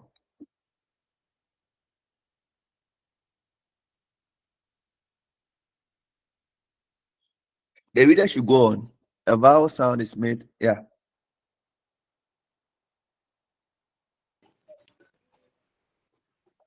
Hey. The reader knows A what to vowel, fish. A vowel Or the sound one for two soup is man. A vowel, really the vowel is a sound made obs- without any obstruction the flow of air in the vocal tract. It is produced without friction, without any blockage. There is nothing to stop the air from moving out of the mouth or slow it down, as in the case of consonants. The That's what sounds exactly are I said, right? good. Yeah, go on. The sounds are made using the vocal cords. This means that all vowels are voiced sounds. Also, in producing vowel, the volume is always raised so that the sound is made with air passing through the mouth only. Yeah, so let me explain this like so it is said that all vowels are voiced vowels or are voiced sounds. So that's why I placed a lot of premium on the glottis and on the vocal cords, because in phonetics, in the biology of phonetics, if you don't understand that place, you have a lot of difficulties understanding it. So we say that The reason why we hear or we feel vowels is because they always have to force their way through the glottis, and that is the only obstruction they get. Now, immediately they enter the glottis, now more vocal tracts, no more back. Relatively, there is no obstruction.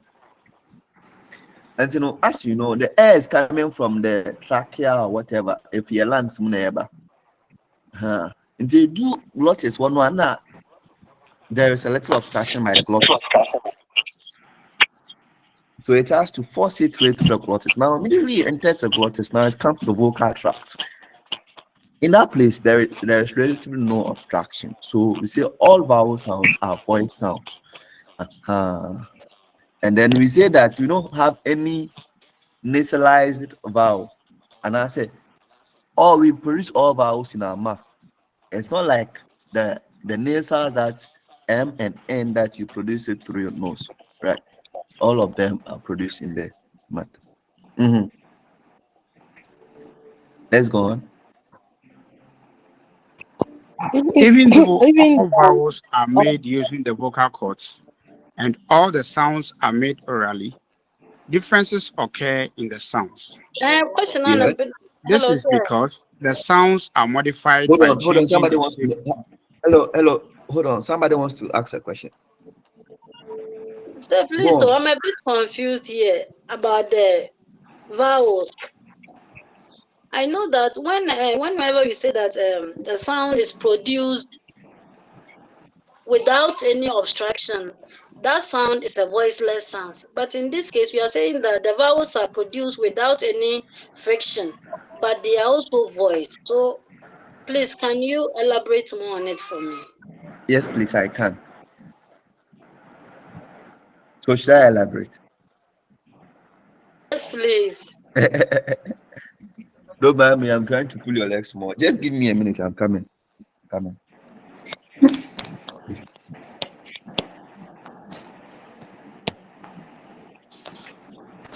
Confusion. Yeah.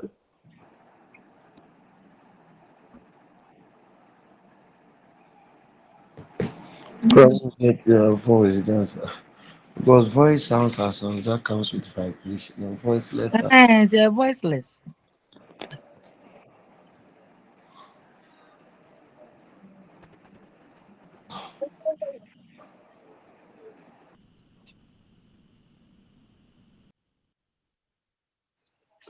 This course is assistant language and linguistics. Seriously.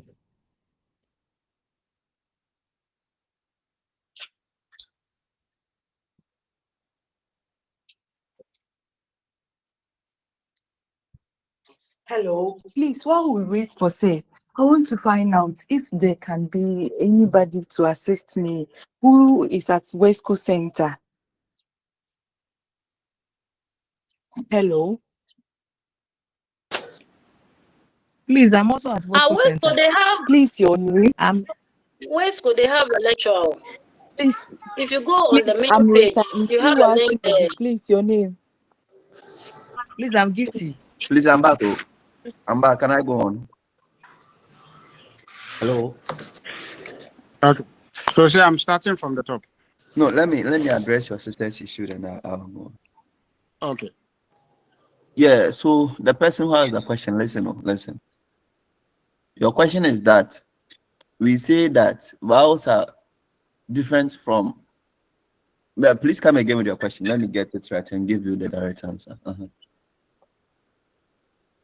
Okay, so I was asking that if sounds produce without obstruction, if you produce sounds without obstruction in the vocal cord, we produce voice sounds. But this is the case, they said when we are producing vowel sounds, there is no obstruction. So how come it is voiced? You've turned it. Now listen on. The vocal cords, we also call it folds. That's why when you're writing it in the first place, I said write cords/folds. Right. the vocal cords of host. That is where speech production begins. So immediately the air is able to enter through that place. And a muscle. So when it opens, the space within it is what we call glottis. I've explained this earlier.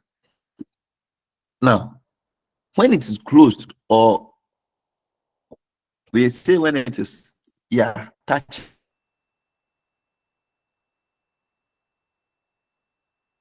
themselves, it's closed. When it's closed, the air forces its way through, right?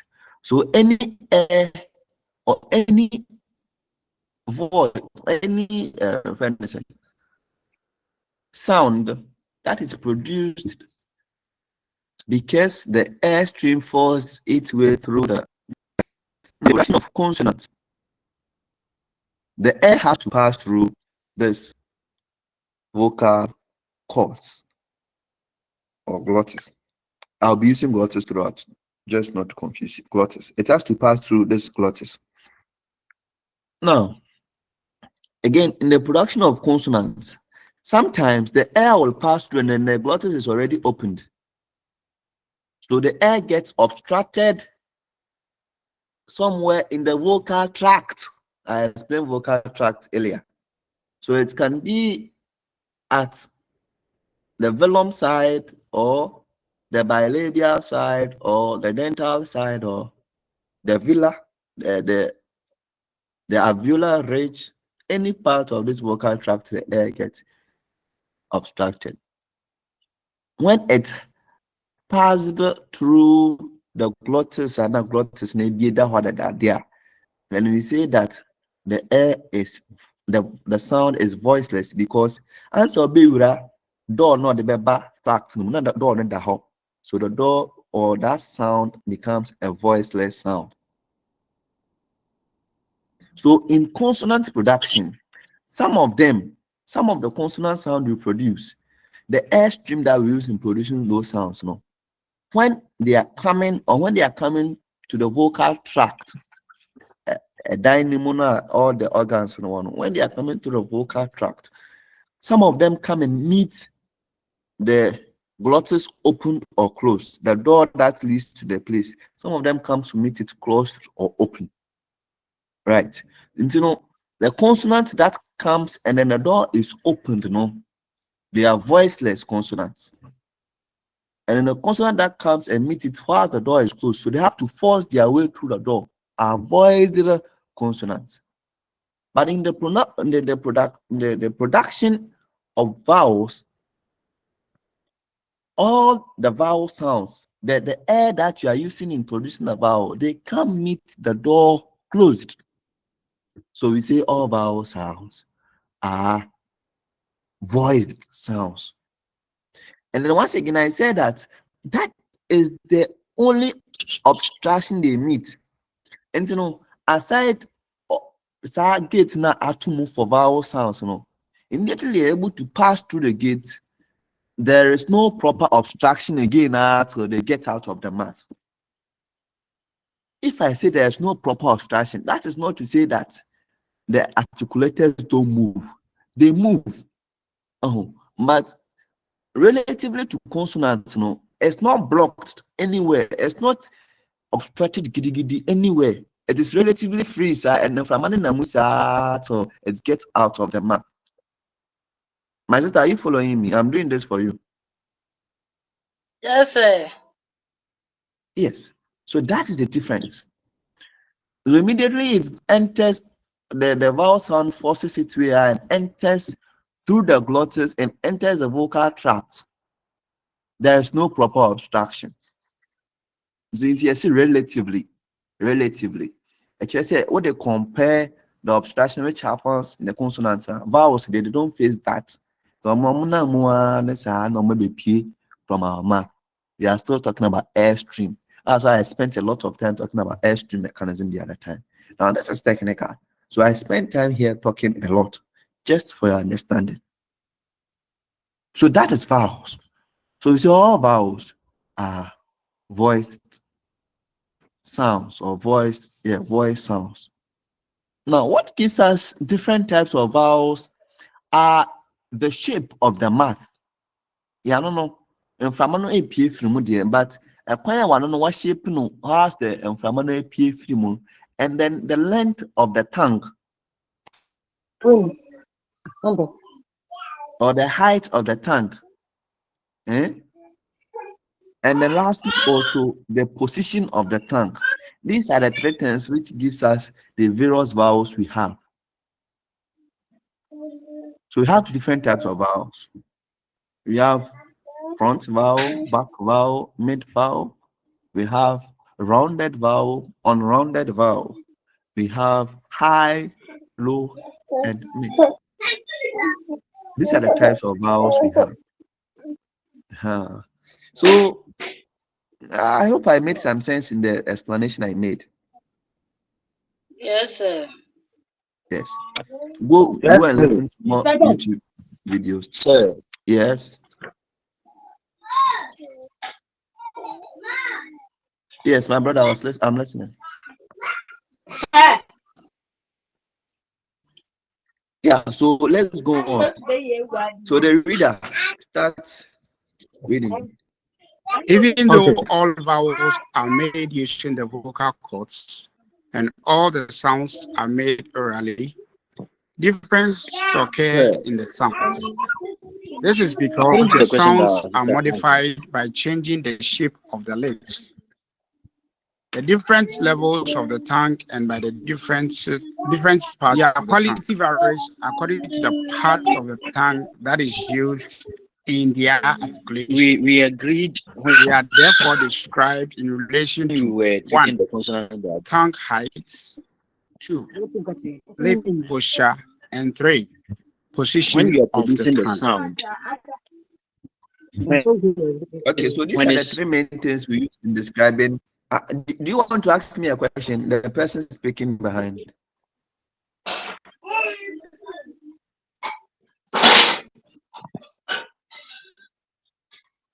Hello. So, okay, these are the three main things we use in describing the vowel: the tongue, the height, the lip posture.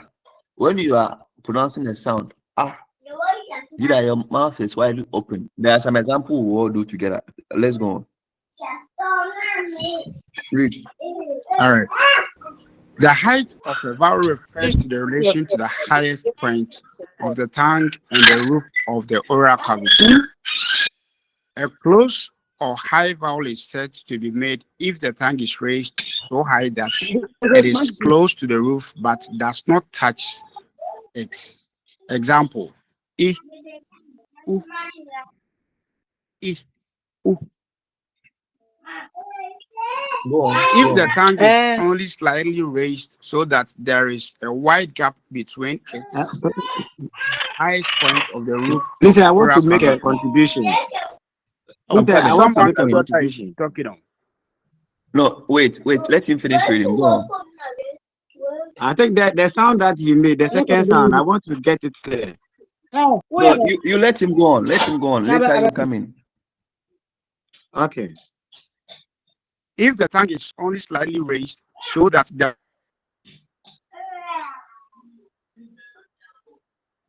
is a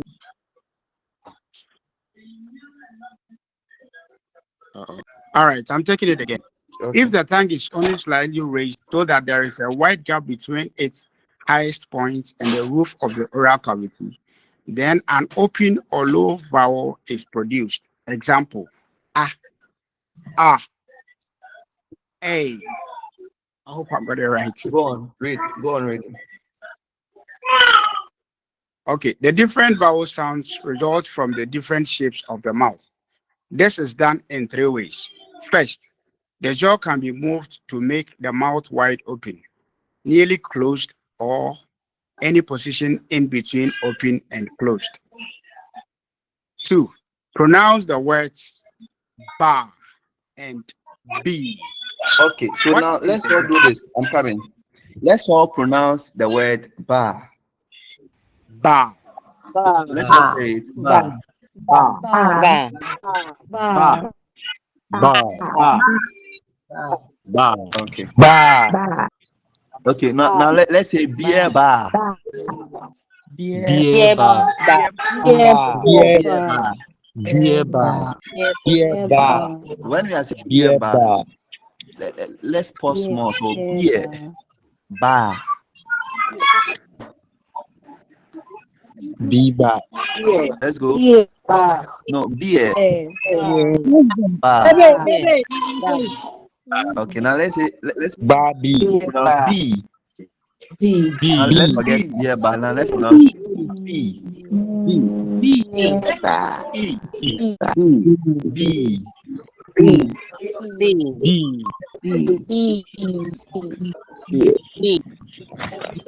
So now let's remove the if from it, and let's say as in bar. So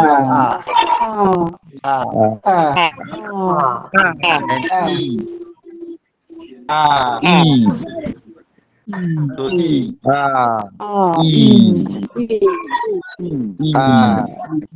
So what's difference do you realize? The position of your lip. Okay, it's okay. It's okay. In of your lip. What difference do you realize between R and then E? R and E. You open your mouth, your lips. Please, if you are speaking to us, let's hear you louder. Okay, sir. So for the B, the mouth is open, but it is slight, too wide. But for the R, the mouth is widely open. Okay.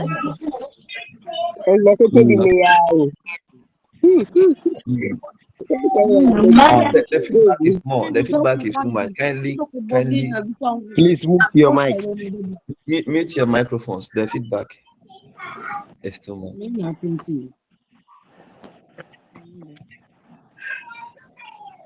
Okay. Any other person? Difference between R as in the case of bar and then E as in the case of B. In the positioning of your mouth, because it's been said here, when you come back here, we are saying that they are described, meaning vowels are described in relation to tongue height, lip posture. So we are looking at lip posture and then position of the tongue. Okay, so E and R. So please, I would say with the R, the lips are widely opened. And then the E, it's like you spread your lips. I don't know. E. I don't know if I'm getting it right. With you stretch the lips. So with the B, you stretch the lips such that it's the corners of your mouth or your lips goes to the right and the left. It's spread. Yes. Okay, it's fine. Let me not bother you too much. Let me just go on. So the fact is that when saying also will be too much. Your mouth is widely opened. But when you say E, if you pay close attention, you see that you are trying to make your mouth round. If somebody will take your picture and look at it, you see that your mouth is trying to be round, to be like that. They will be I'll bet maybe my however I want to open it, you can open it. But you see that your mouth is becoming a little round. So in describing vowels in relation to the lip posture, when the lip is widely opened, we see that the vowel is an unrounded vowel. But if the lip is slightly opened, when well, ocean around the visa. You say that vowel is a rounded vowel. So that is one description we give to a vowel. So if you are asking me what the difference between A and then E, I can tell you one of the differences that A is an unrounded vowel, then E is a rounded vowel. That is in relation to the lip posture. Are you here with me? Yes, sir, we're here. Read a board. Secondly, the shape of your tongue and the movement of the tongue can bring about a change in the vowel sounds you produce. The tongue can move up at the front, in the middle, at the back, or at any position. Any of such movements can bring about a change in the sound. Pronounce the words he and who.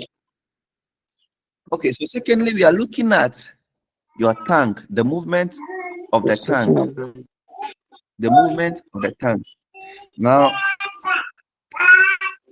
if you are careful, you see that the tongue can move up at the front, in the middle, at the back, or any other position in the mouth. So let's look at E. E again. Oh. So key, E, and then cool. Now pay attention to what your tongue is doing in your mouth. Key and cool. Just pay attention to how your tongue is moving. Key, cool, E, cool. Look at your tongue. Cool.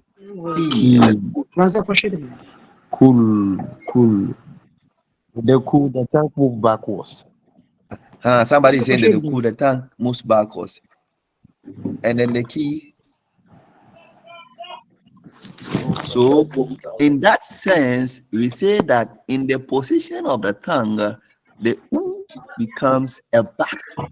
Because the tongue is moving backwards, we say it becomes a back vowel. And then E, tongue is coming front. So we say it is a front vowel. A front vowel. We'll give you the diagram so I look at it. Okay, thirdly, let's go on.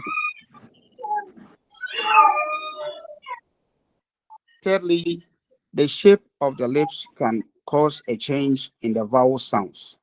The lips can move from being round to spread or to any shape in between.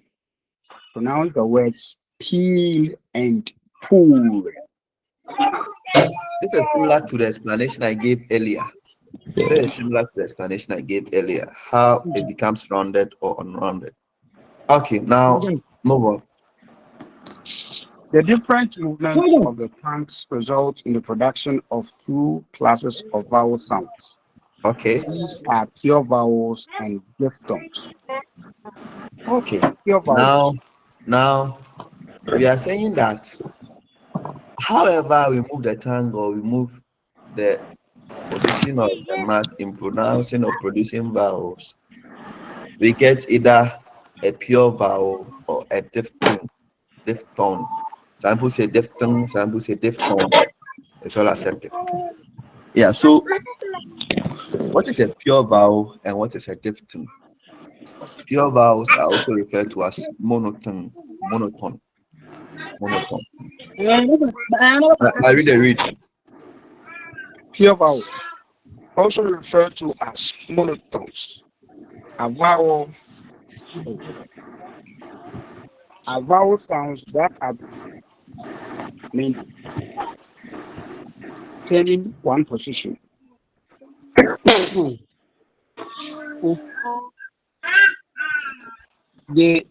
There is no change in sounds being made. Diphthongs, on the other hand, are vowel sounds produced with the tongue moving from one position to another. There are 8 diphthongs in English. 8. It's okay. Let me use simple words to just explain this for your understanding. Okay.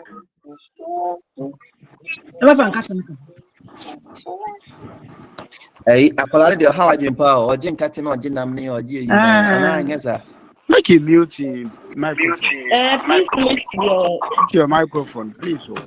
Check your microphone and mute it. We beg. We know motherhood is difficult, but we beg. Yes, we beg. Yeah. Okay, so I'm going on. Pure vowels. We are saying that in vowels, right? We have what we call pure vowels and diphthongs. Pure vowels are also called monotones, right? When we say something is mono, what does it mean? One. It's a single one. Die.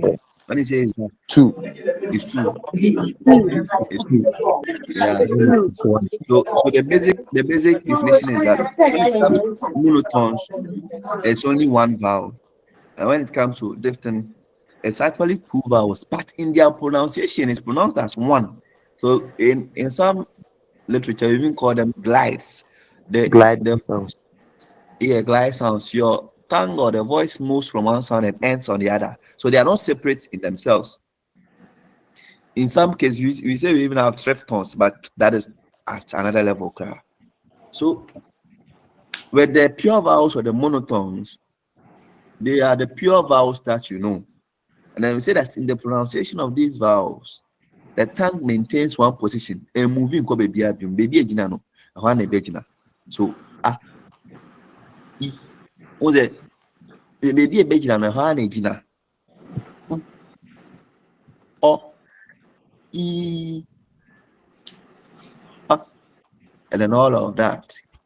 These are pure vowels. And then all of that. Now, when the tongue moves from one to the other in the pronunciation of a vowel, then we say it is a diphthong. It's normally in the pronunciation or the production of diphthongs is two of the pure vowels or two of the monotones coming together. So the sound glides from one and it ends in one. Now look at Prince. Prince, are you here? Yes, sir. I'm Prince, here. have you gone to sleep? Okay. I'm here. Princess fly. Look at Prince fly. So the fly, fly, right? Now when it comes to you see you have Please, are you following? Yes, please. In fly we have and then as in cat, and then as in hit. These two vowels in fly, you start with and end on a. So it's a glide from to a, fly. So you see that in ending kakra wechiro. I. So that is a diphthong. Two vowels. Na kabum na beba. So that is the second one in the list that is on the slide. Fly, sky, all of those comes with diphthongs. Let's go on, my reader.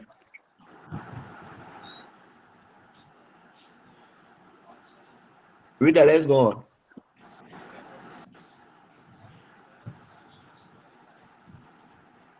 Okay. Otherwise called pure vowels have two types. Description of vowels. Short vowels, represented by the symbols, are relatively short. Okay. Long vowels are represented by the symbols, and their production takes a longer period than the short vowels. Yeah. So these vowels are short. The ones there. The first one, this one I should have met you in class, but it's okay. The first one is pronounced E. Let's all say E. E.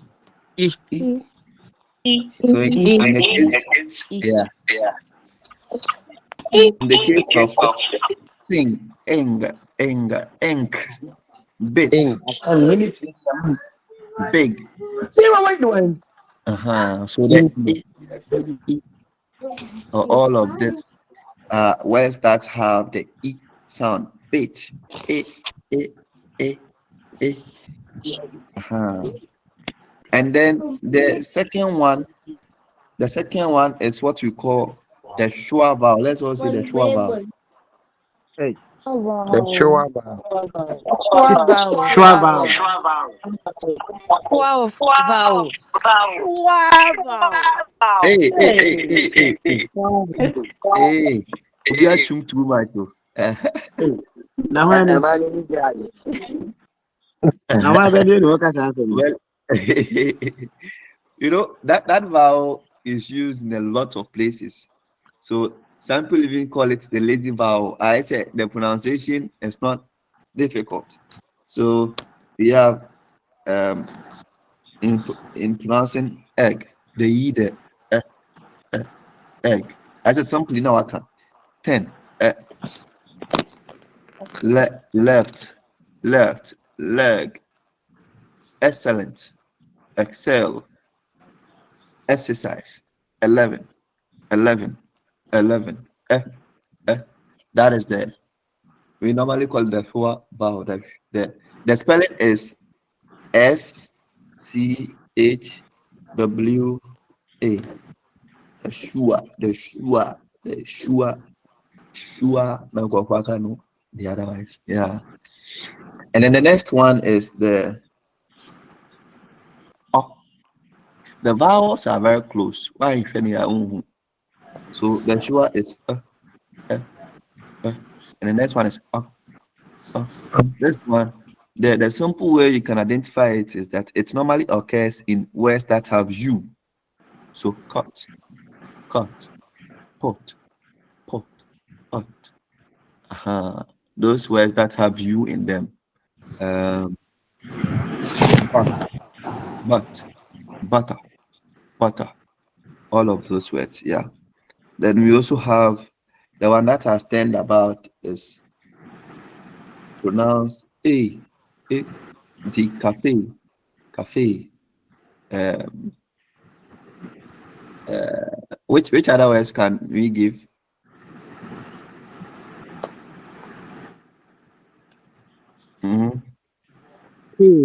Buffet. Pain. Okay. Pain. Okay. Pain. So that one to represent that one, and then the one that please, I have a concern here. I have a question. In respect to the short vowels, please can we look at the pronunciations again? I think the first one, as we said, the A sound, and then the second one, I think it is the E sound, where we have word like bed, B-E-D, bed. I think the short vowel will be the fourth one. The fourth I don't E, know if yeah. I am confused. Exactly. Yeah, the I fourth think one. I think the fourth one should be the fourth one. The short vowel. Then the third one, I think it has the sound like shut, S-H-U-T, shut. Which one is that? That is my thing. The third one. I will send you a couple of words in which all of these okay.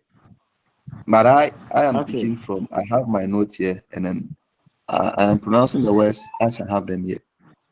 So don't worry, I will send you a couple. Even in this slide, I think the latter part of the slide we have the vowels and some of the words they appear in. But I have a slide page that a lot of words and how these vowels appear in them. So let's go on, and then you come to the one that looks like you. This normally occur in words like so book, and then all those words, fool, foolish, and all of that. Then one that has attend. This normally occurs in words that has the A the normal A that we have. So cat, flat, and then as you go on. So those are the short vowels. Now, when you extend the production of these vowels a little, they come to long vowels, but they don't get to diphthongs. So for the A, shit, or hit, or ink, when you extend the A a little, you get E, E. So as in sheet, beat, believe, and all of that. You have the long vowels at play. And then the oop, as in like oop, oop. Well, when you extend it, you get ooh, ooh, as in you, who, you. You see, the vowel is extended. Then with the when you extend it, you get so first. Now the first, you see that the FIR, the R, although it's a consonant, but because of the environment it is giving the I, it makes the I extends.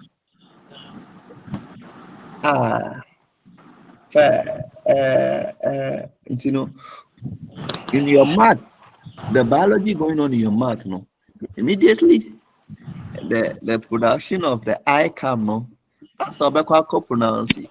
R, no. The R has a semblance of a vowel, so it carries the sound along, making it long.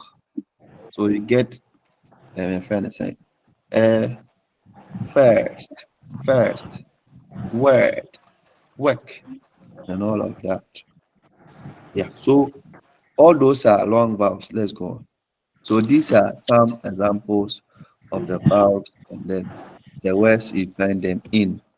Now, this is the vowel chart that we use in naming the vowel.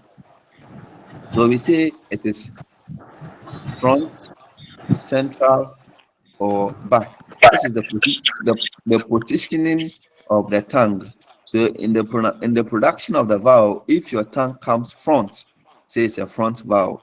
So all the vowels in front are the front vowels. If the tongue comes middle, they are mid vowel or center vowel. And then when your tongue moves backwards, say they are back vowels. And then aside that, if your tongue moves higher to the alveolar ridge and then the roof of the tongue, that's normally called a palate, no? If in the pronunciation of the vowel it moves higher apostrophe there, say it is a closed vowel.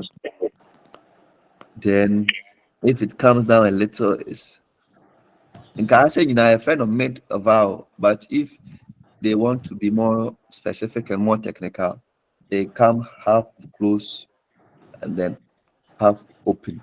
But in less technical terms, we call all of them mid vowels.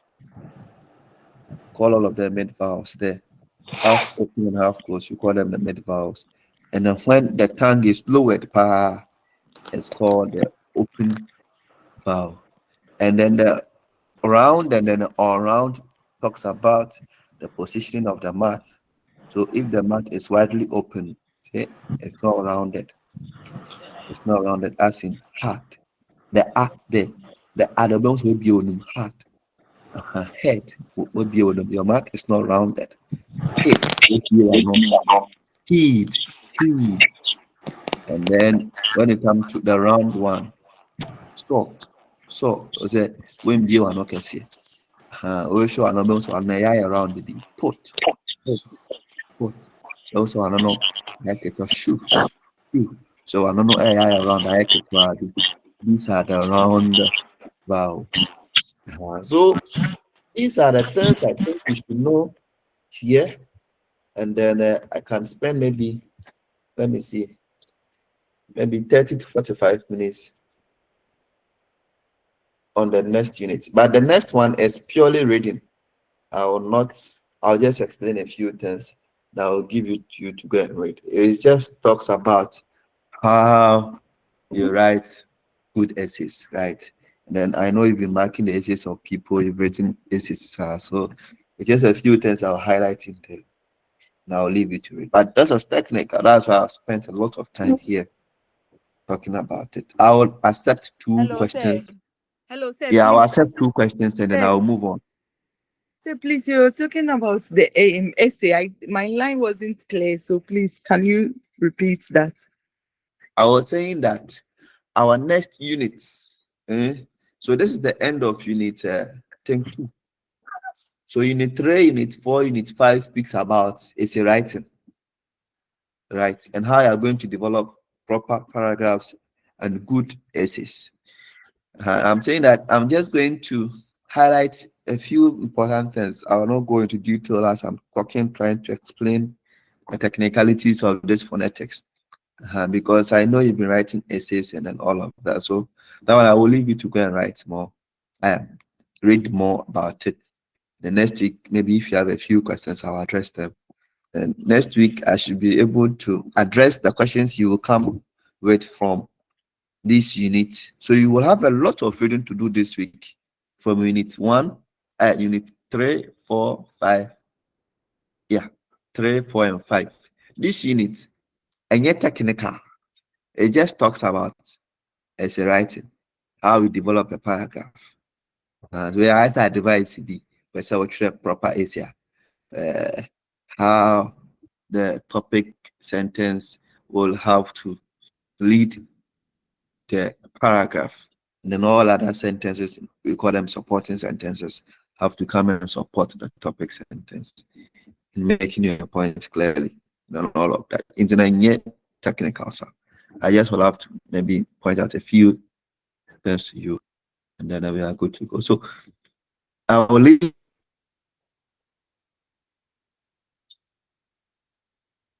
a lot of the reading to you within the week. Go. So next week, actually no. Please, are you with me? We are here, sir. Yes, sir. Yes, sir, we are here. Okay, let me close and then see your face more.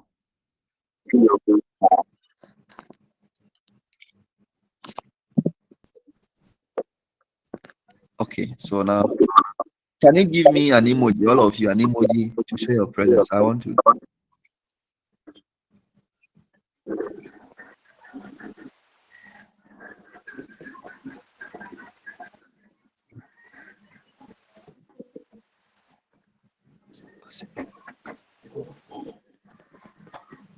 Hey, can you hear me?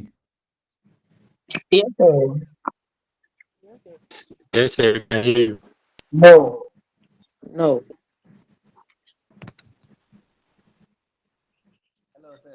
Okay. Okay, I'm seeing the emoji. Okay.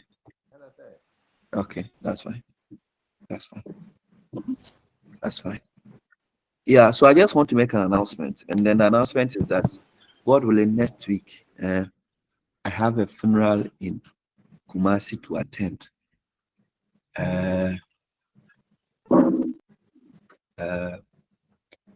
As I speak to you, I'm in Cape Coast. So those of you at the center, if it was maybe agreed by outline or a timetable, I could have maybe come to meet you there.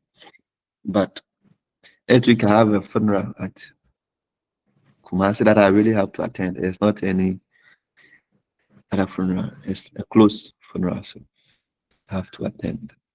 But I've also signed up for this job to help or to teach you. So I am just contemplating. As I said, next week is still some time to come. But if I'm to come next week from Kumasi to Cape Coast to teach you, that will be something for me, a little huge for me. I can quickly maybe come very early, so maybe so I wake up around, get an early bus by 11:30. I'm here. Immediately I finish, then I run back to Kumasi. Yeah, so we can do that. Maybe I will discuss it with your course rep and do that. But if it becomes too giddy giddy for me to come, I really also want to meet you for the last day so that face to face we can talk. And then since it's our last meeting, can even spend much time with you. But let's see how it goes. As I'm saying, I'll be in touch with your reps to see whatever it will happen. But just to give you a foreknowledge that that is your tutor next week in that situation. So whatever being the case, I'm sure your reps will get in touch with you.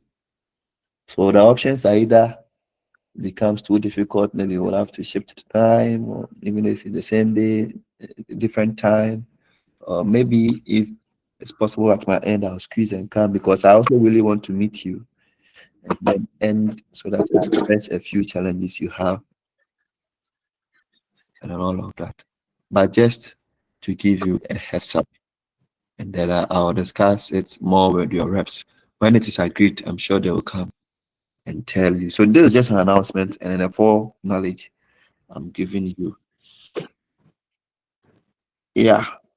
So So yes.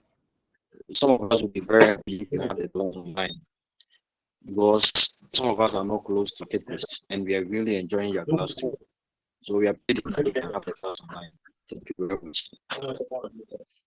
But you see, I wouldn't have a problem, but I'm also under monitors or coordinators. They gave me there's a part-time work. We are very busy doing a lot of things. There's a part-time work. And then they told us that, okay, for our students at school that we are teaching them, this is the structure of our program. First week, face to face, second, third, online. Then last day, you have to meet them face to face. And then I said, okay, that's fine. I've signed up. So it is a conversation between, it will have to be a conversation between the coordinators or the monitors, myself, and then your reps, so that it will be something which will benefit all of us. Mr. Nto. So the thing is, some of us, where our centers are, we are not enjoying that face-to-face class as well as our colleagues. But I have joined a lot of platforms before I came here, and I have really enjoyed the class. That was from last week and this week as well. So if we don't even have a specific online class that we have to join, we don't know where to go. We are in a state of dilemma. We don't know what to do. Yeah, Semo. Which center are you?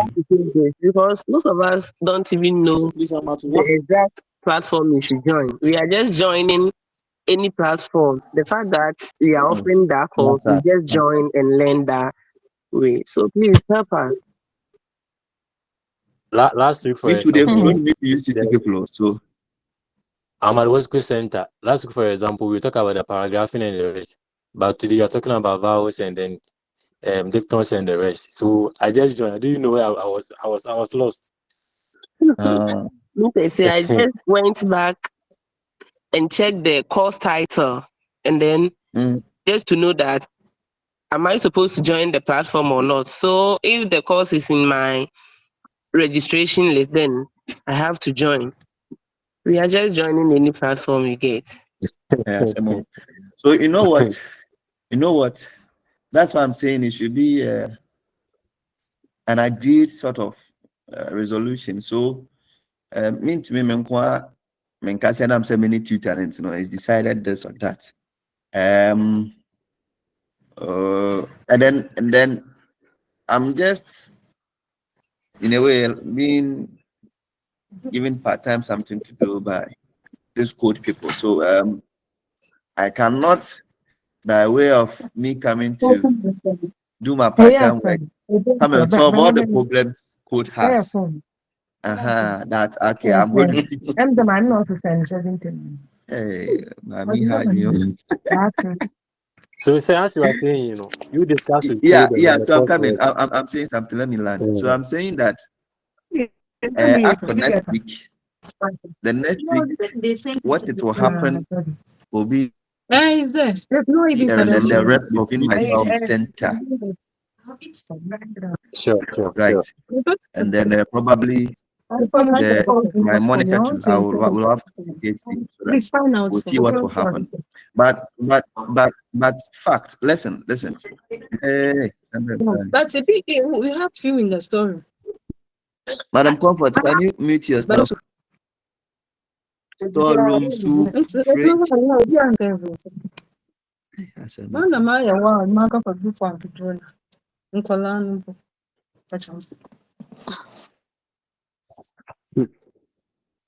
Okay. Why don't you reach a microphone?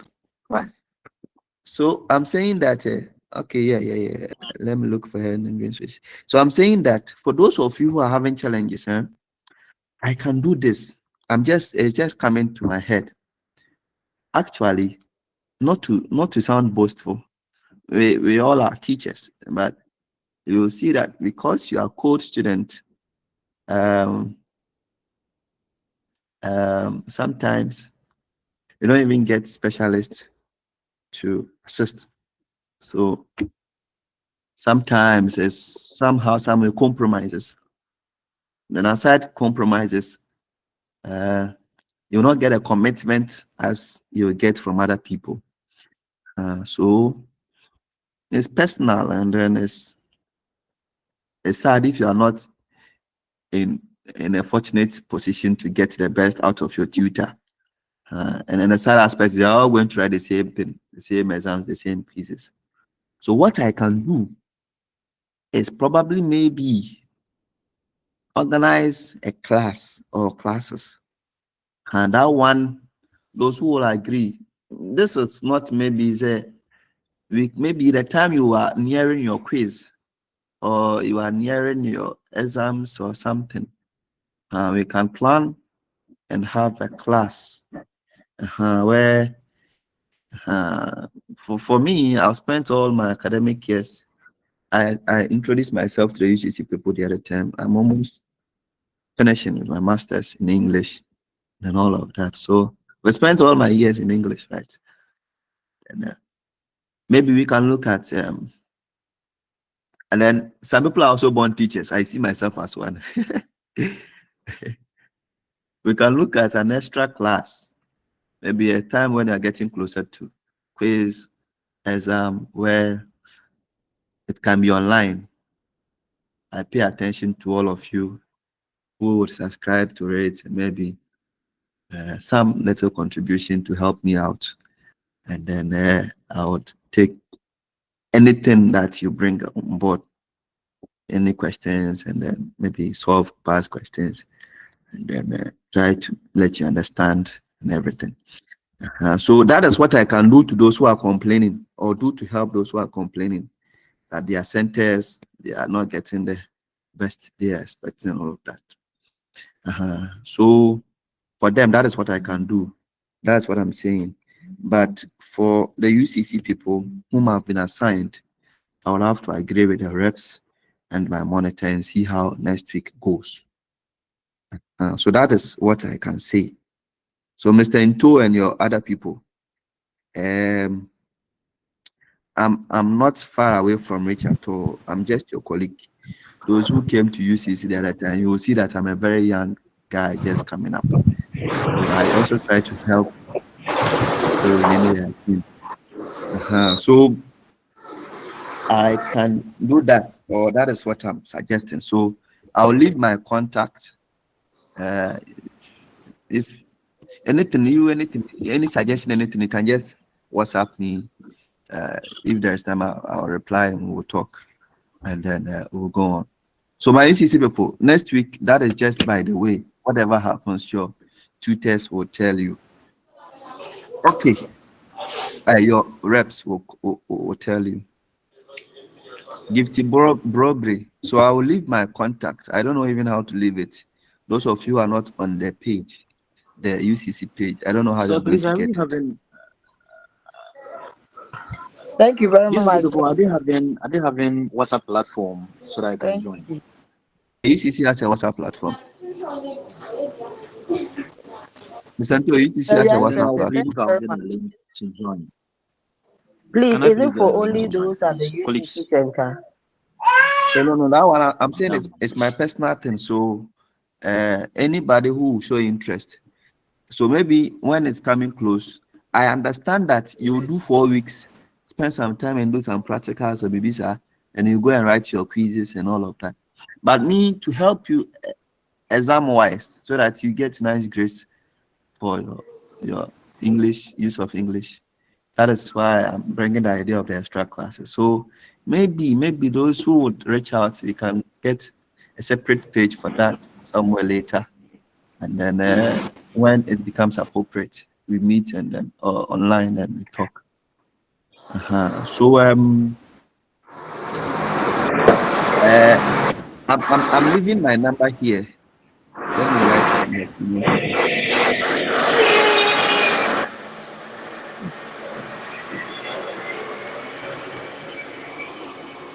Okay.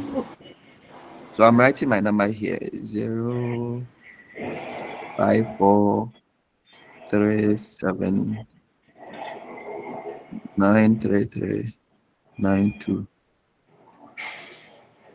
My name is Stephen Aqua. Okay. Sir, please, one Right, more thank important you very question, please. Please, can I Go ahead. please, some of us have not been able to register, and they said the portal will be open on, I think, on the 1st. That was yesterday, and yet still it hasn't been open. So if I can get any information about that. Myself, I'll have to ask your coordinators. We are just hired to come and teach. When it comes to technicalities, registration, and all of that, Okay. we don't really. But I would ask. So you can even just remind me with a chat. I'll have to call any one of them and then ask them. Okay. Thank you very much, sir. You're welcome. You're welcome. Yeah. So let me try and end my class for today. I said 2 questions, but our time is even going. So any 2 questions on what you've done today, then I'll quickly give you highlights of what you are supposed to go and do in the units 3, 4, and 5, and then we'll look at next week. Question. It's a caution. One more caution.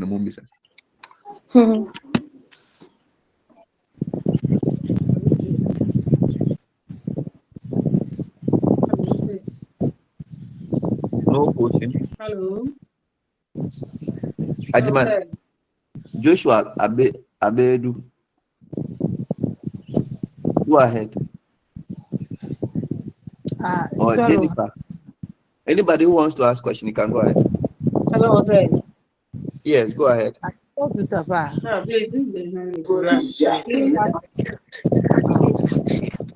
it's about this major and minor issue. How do we know that if we join the names, how do we know that we are in the major class or we are with those doing minor? Please hold on a second. I'm coming. Okay. Hello, colleagues. Hello, colleagues. Hello, sir. Yes. This Hello. is Maxwell, the course rep for UCC Center. Per the discussions we've had, I believe our colleagues from Wesco are having a lot of issues. Yes, please. And so what I can do to help is that I'll get in touch with one of the monitors.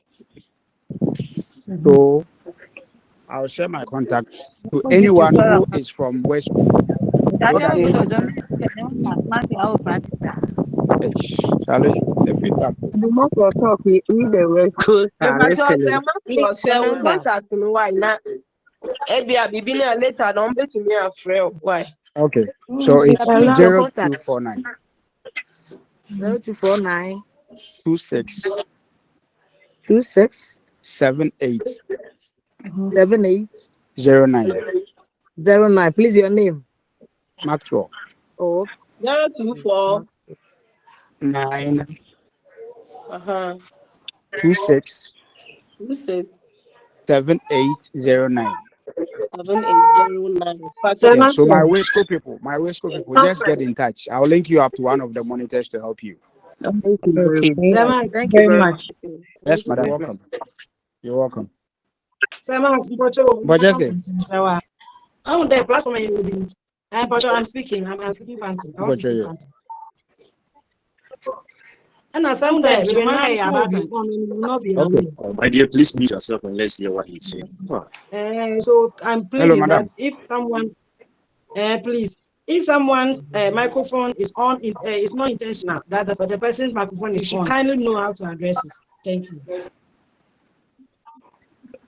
Of course. But in Okay, as much as we are okay. condoning that, we must also be mindful there. Okay, it's my class time, man. So I'm here, please. It's okay. Madam, well noted, well noted. Thank you. We are all sorry if anybody has Please, I'd offended. like to know whether this platform is for English major or minor, which is which. This I'm is sure for it's English major UCC Center. Yeah, UCC Center. Yeah. Okay, then I'm at the right place. So how do I Hey, get You are now identifying your right place. Oh, I just joined though. I just joined. Please. Mine is English minor. Later admission. I'm doing Ghanaian language minor. Please, how do I get to know them? Okay, you help Hala me. Maxwell, I think he will help you with all of that. Okay. So Maxwell, you can also right? leave your contact. Say, Somebody I've given out said my it. number. Okay. Madam, I'll I've call called out my Maxwell number. then. I'm for English Okay. minor, so that means I'm on the wrong platform. Okay,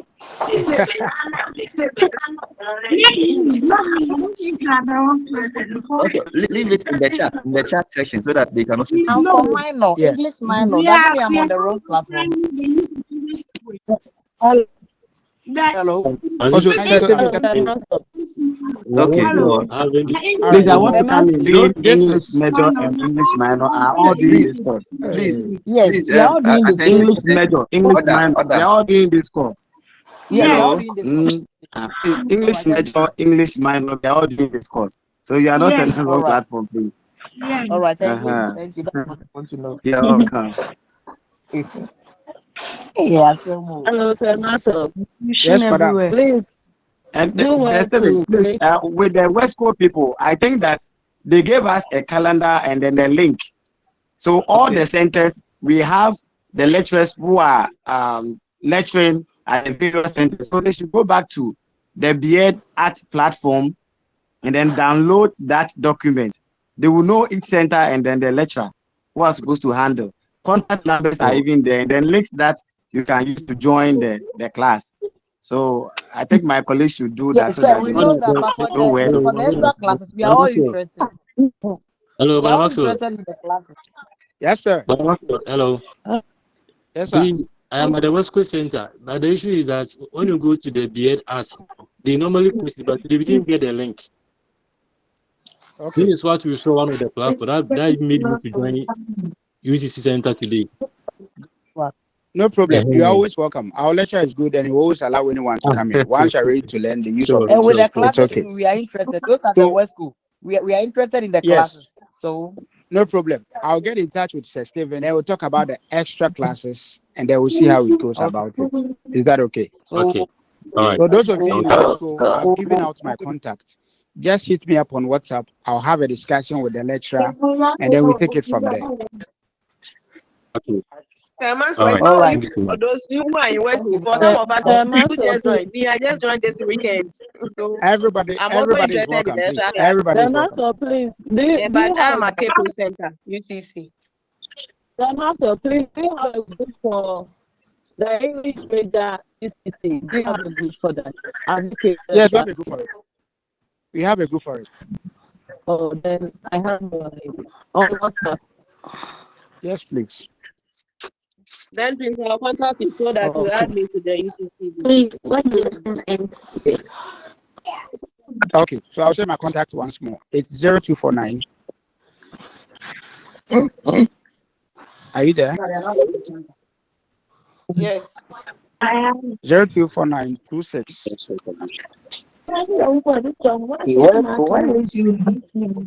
Leave our face so that we can finish up, wrap up with our lecture. Where is the lesson end today? My network.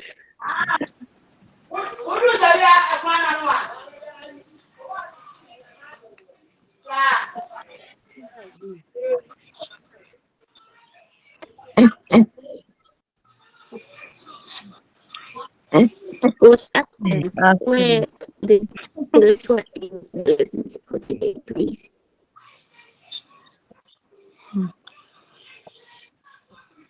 Please, Stephen, is the class over? I just allowed for your family meeting. So if you are down on your family meeting right now.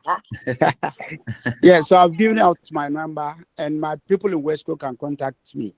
Then I'll get in touch with you, The sir, family meeting should be about done the extra offline. classes and how we can also help them to get in line with everything that we've studied. So from there, yeah, That's then fine. I'll get in touch with you on that. That's fine. So we have about 30 minutes. Let's look at the key highlights of the Unit 5 and Unit 6 as I was speaking about.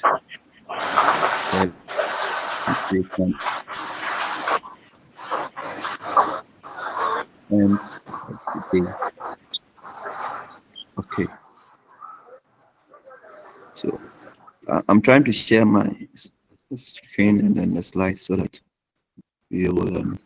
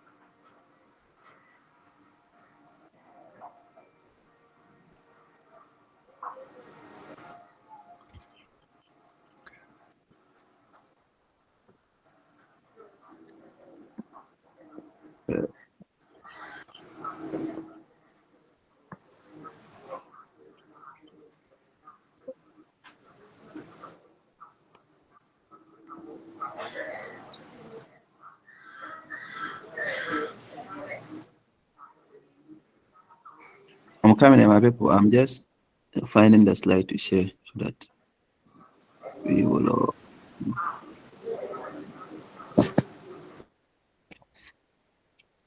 see. I think it should be this one. This one is how many slides.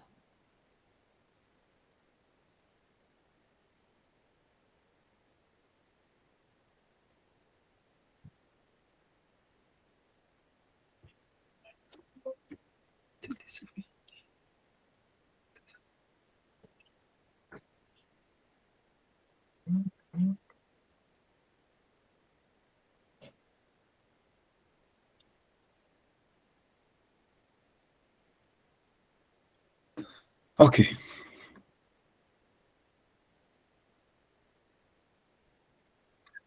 My screen is already sharing. Okay, then let me. Okay. Okay.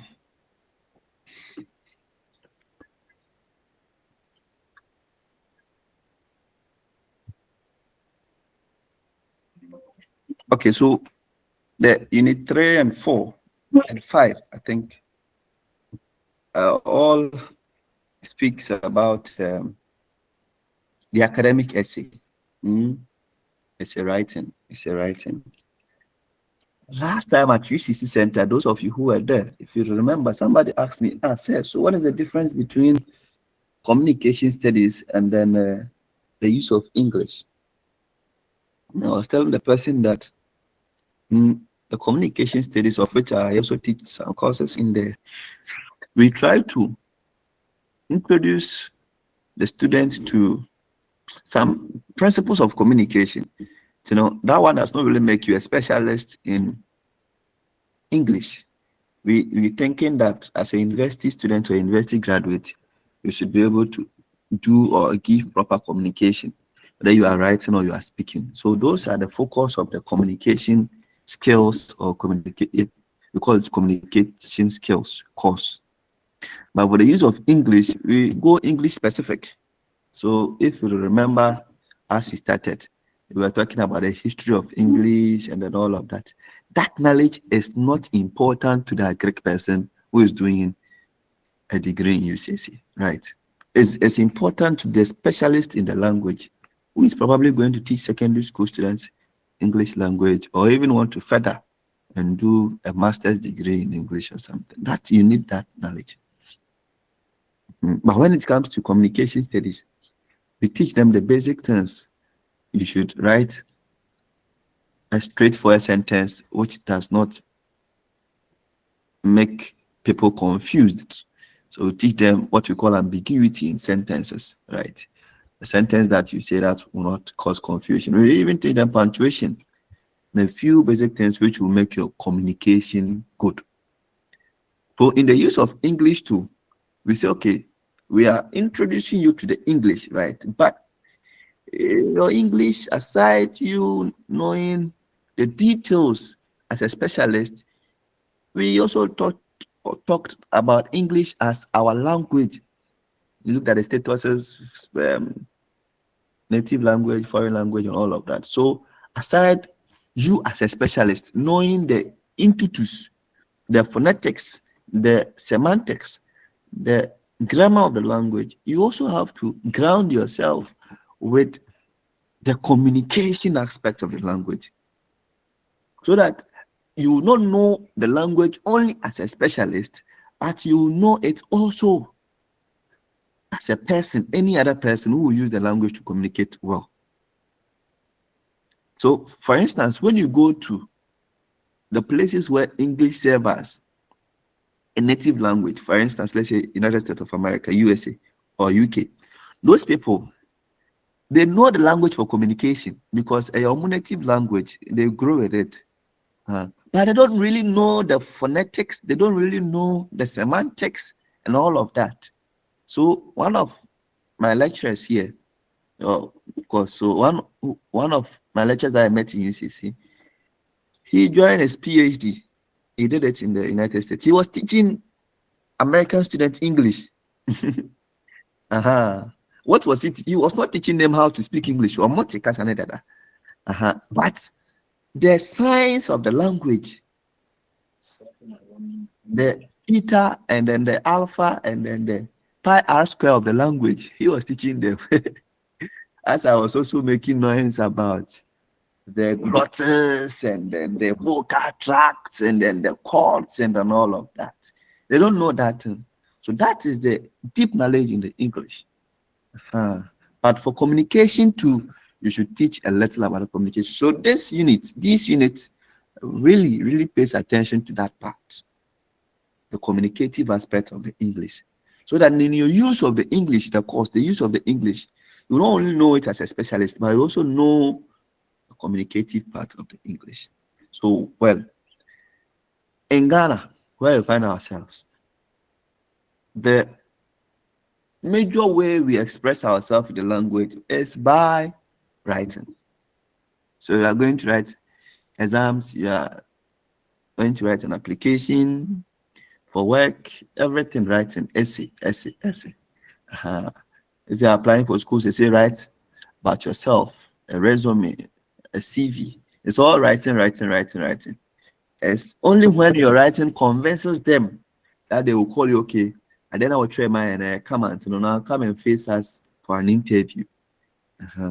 All those deals with the communicative aspect of English, and everybody in all other fields do that.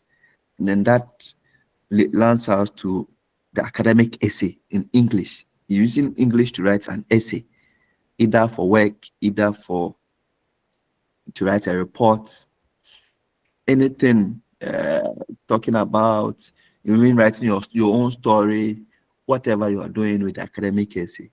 What are some of the things you have to take note of? So that is basically what these units are going to take note of. So he said that outline, we're looking at the academic essay, the structure of an academic. So the structure, the introductory paragraph. When we talk about introductory paragraph, what are the main things we should go on in there? And then all of that. Yeah, so internal learning outcomes.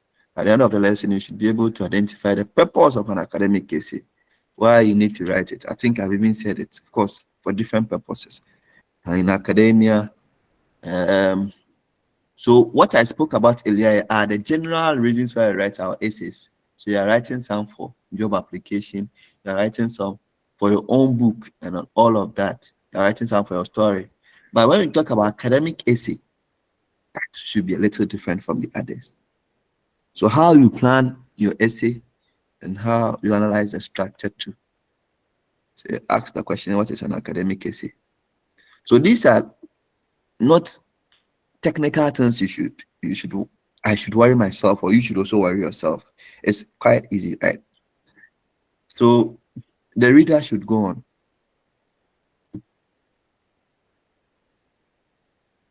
Hello. Hi. This is the piece of writing. Go on. This is the piece of writing designed for academic purposes. Characteristics. Basically, so Yeah. academic writings, we use it for academic purposes. What are the academic purposes? You're writing your exams, you're applying for your school, you say write your CV for application. So these are academic things, right? All of that. Now, if you want to be a professor in Ghana, you have to write for publications. So that is also writing for academic purposes. Let's go on. It is brief. In examination, it is between 3 to 4 pages of at least 5 paragraphs. It consists of subject matter that is shared between people of a common knowledge background. I'm coming. It should be reader friendly. I'm coming in. So, of course, when you are writing exams, you are a lot. We cannot allow you to write 10 pages. We will not get a time to mark. And then we will not even also get a time to stand and invigilate you writing 10 pages. So, we normally let you write brief what you want to tell us. Ask you so that you write brief how you understood the concepts we taught you. Yeah, and it should be reader friendly. You should not be harsh or emotional in your writings. Sometimes when I'm writing thesis, it's listen, I say what the emotions they come. You have to know how to tone down your writing so that it will be reader friendly, so that it will not be like sometimes you are naturally biased. Let's say you are an Ewe, and then say an Ashanti person or a Tree person has treated you badly. You have gotten the place to write about, let's say, tribal intolerance or something. So you are describing your experience. If you're not careful, you'll be emotional trying to recount your experience. But you should know that it's an academic writing. So how you tone down your language and still make your case. It's like in parliament. You have to make your case. But I know just I didn't see constituency into Hana will be so much near there. You have to make sure it's professional academic. Go on. It should be comprehensive. It should consist of cover academic the language. main point. Yes. Yeah. It should consist of academic language. Yes. So that means you have academic language and language that is not academic. Okay. So I have example of sample academic essay questions. The issue of political vigilantism has attracted a lot of discussion in Ghanaian media. Examine 3 ways of controlling political vigilantism. Sir, please. Go on. Sir, we are saying that we should use academic language, and I want to know if abbreviations are part of academic languages, or abbreviations are not accepted in writing academic essays. Or they are, but when and how you use them. You see?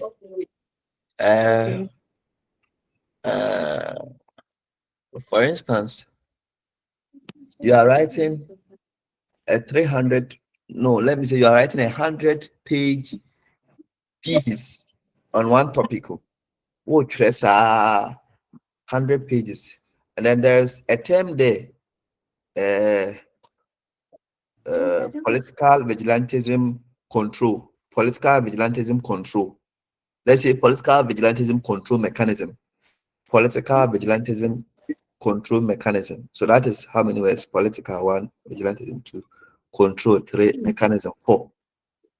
And you know, maybe I was say political vigilantism control mechanism. And you know, the person who is reading will get bored whenever he or she gets there.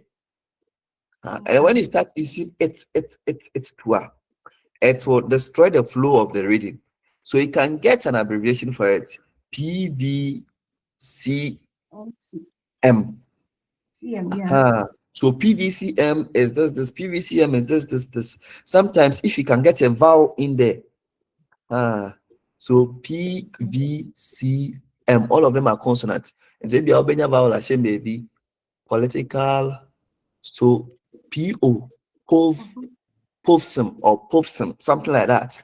You've carved your own abbreviation and explaining political vigilantism control so that POVSM who's okay, POVSM, that enhances the reading because or can get 100 pages of what you're writing on that.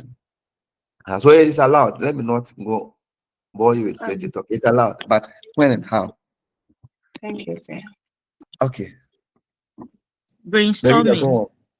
This is an important technique in writing your essays. It helps one to select an essay topic or deepen your understanding of the topic's potentials. Strategies for brainstorming: free writing, listing and bulleting, clustering, mapping, and webbing. So this is just a strategy. If you want to write any proper thing, in English, you say if you want to write anything compelling, because I did compelling, I actually said a chick like a womb, something like that. It's heavy, if you want to put it that way. You should plan it. And you know, this question that has been put there, the issue of political vigilantism has attracted a lot of intellectual vigilantism play, I think. Well, meaning vigilantism, I can explain it. But how can you write a compelling three passage page on it? Or yeah, how can you do that? You have to plan it.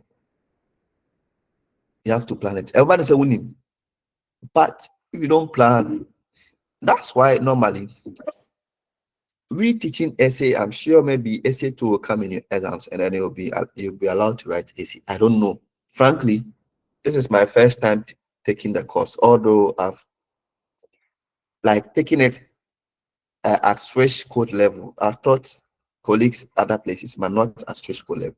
So I don't know the structure of exams. But me being in the course, I can just request, and then they'll give it to me how it's been set over the years. The point I'm making is that we're talking about essay, you know. I'm pretty sure that you are going to write an essay. So we will not likely we don't teach you essay and then we will come and ask you give me characteristics of an academic essay or give me strategies for brainstorming. Normally in teaching essay topics, we don't and we come and ask you when you take the introductory paragraph, what are the features? We don't do that. We don't do that. We normally give you the essay so that the knowledge we give you, you are able to replicate it whilst you are writing the essay. The point again I'm making is that it's likely if you are talking about essay, then you are going to write essay for marking. So we will have to do all of that, talk about all of that. But what time and ability can do will allow us is what we will do. So yes, I was still talking about how it's important that you plan your essay. Topic vigilantism, political vigilantism, and anything. Politicians are or more.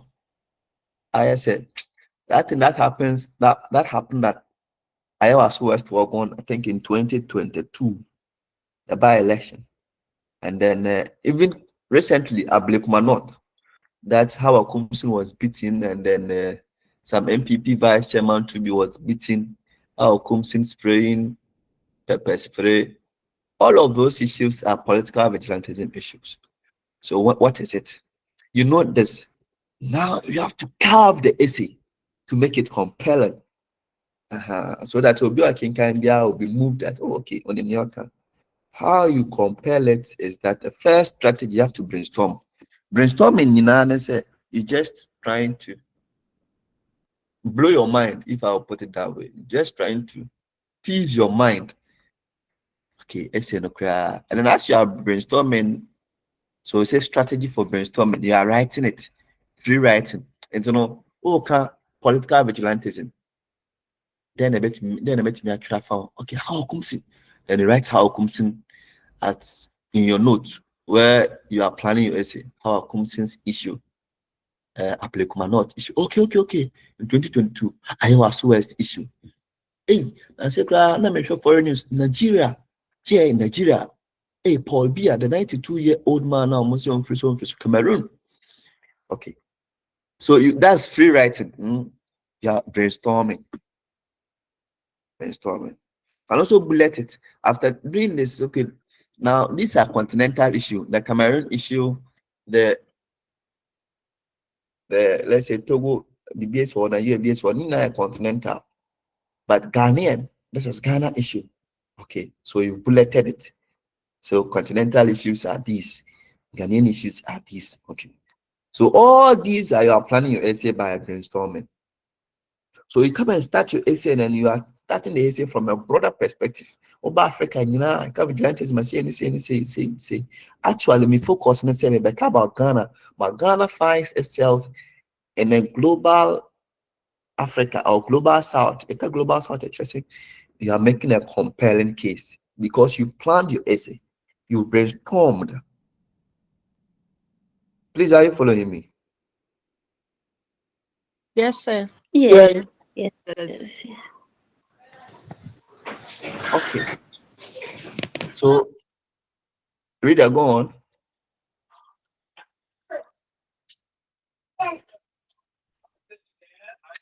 Strategies for brainstorming, free writing. Okay. Every essay has three components: the introduction, the body, and the conclusion. Other elements are the title of the essay and the references. Yes, so these things are key. The introduction, body, and conclusion. You marked essays, you've written essays. Introduction, body, conclusion. I have to know the kind of essays they are going to tell you to write. I have to ask them. But normally it's been articles. When you come to UCC, those of us who teach com skills, we normally give them articles for them to also express their views on current issues going on in the country. I'm saying the current affairs issues, so that our scholars also express your opinion on it. Yeah, so the point is that all of these essays, whether it's an article, it is a debate, it is a speech writing, it is a letter, whether it is a formal letter, informal letter, whatever. There's introductory paragraph, introductory part, body, and the conclusion. Yeah, so in other cases too, in advanced writing, normally we hear research work. We need to cite people, but when it comes to lower levels, we don't worry you giddy with references. But when it gets to advanced levels, so cite in a source. Some of your friends have done masters or they've done some research, so they understand what I'm saying. You don't say anything and go scot free in academia. You have to cite the source. When you are the first person saying it, you have a way we even say it. The words we use in saying it, but that is a higher level of writing. They normally teach those who are doing masters and PhD what we call academic writing. But moment they are essay those normal articles, debates, letter writing, and all of that. So the main important parts are the body, introduction, conclusion. The title and references are also there, but at the advanced levels, the references are more. But of course, title, poetry, article, you will need a title, poetry, a debate. So, no, a debate, you don't write a title, but when you are writing a speech which is read here and there, need a title. Go on. An essay is as good as its introduction. The writer of the academic essay aims to persuade readers of an idea based on evidence. The beginning of the essay is a crucial first step in this process. Your beginning should be introduced. Your beginning should introduce the essay, focus it, and orient readers. Just like the essay itself, the introduction to the essay has three components. Number one, the background. Number two, the thesis statement. And the last one, the plan or advanced organizer. Please, I hope you understand all of these. Okay, go on. All these components, however, make a single paragraph. Okay. Okay, let me explain. Now, we've said already that essay, introduction, body, conclusion. Now we are zooming in into the introduction, right? We are saying that for the introduction, your focus in the introduction, I say, is to first capture. Listen, you are all that you are doing in the introduction is to one, first capture, and two, captivate the person reading your work. For instance, the first question they gave us about political vigilantism. So they asking you, okay, at the essay part, write an essay for 20 marks. Then the essay is that write an article on political vigilantism. Let me go ahead and get a question, Crabio. I'll say the issue of political vigilantism has attracted discussion in Ghanaian media. Examine 3 ways we can control political vigilantism. So let's say they have given you number of words.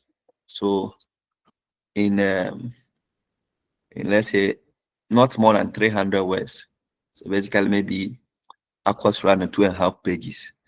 Write about political vigilantism. This is where planning is very important. So, and then they will also limit you to the number of for comp skills that we used to teach.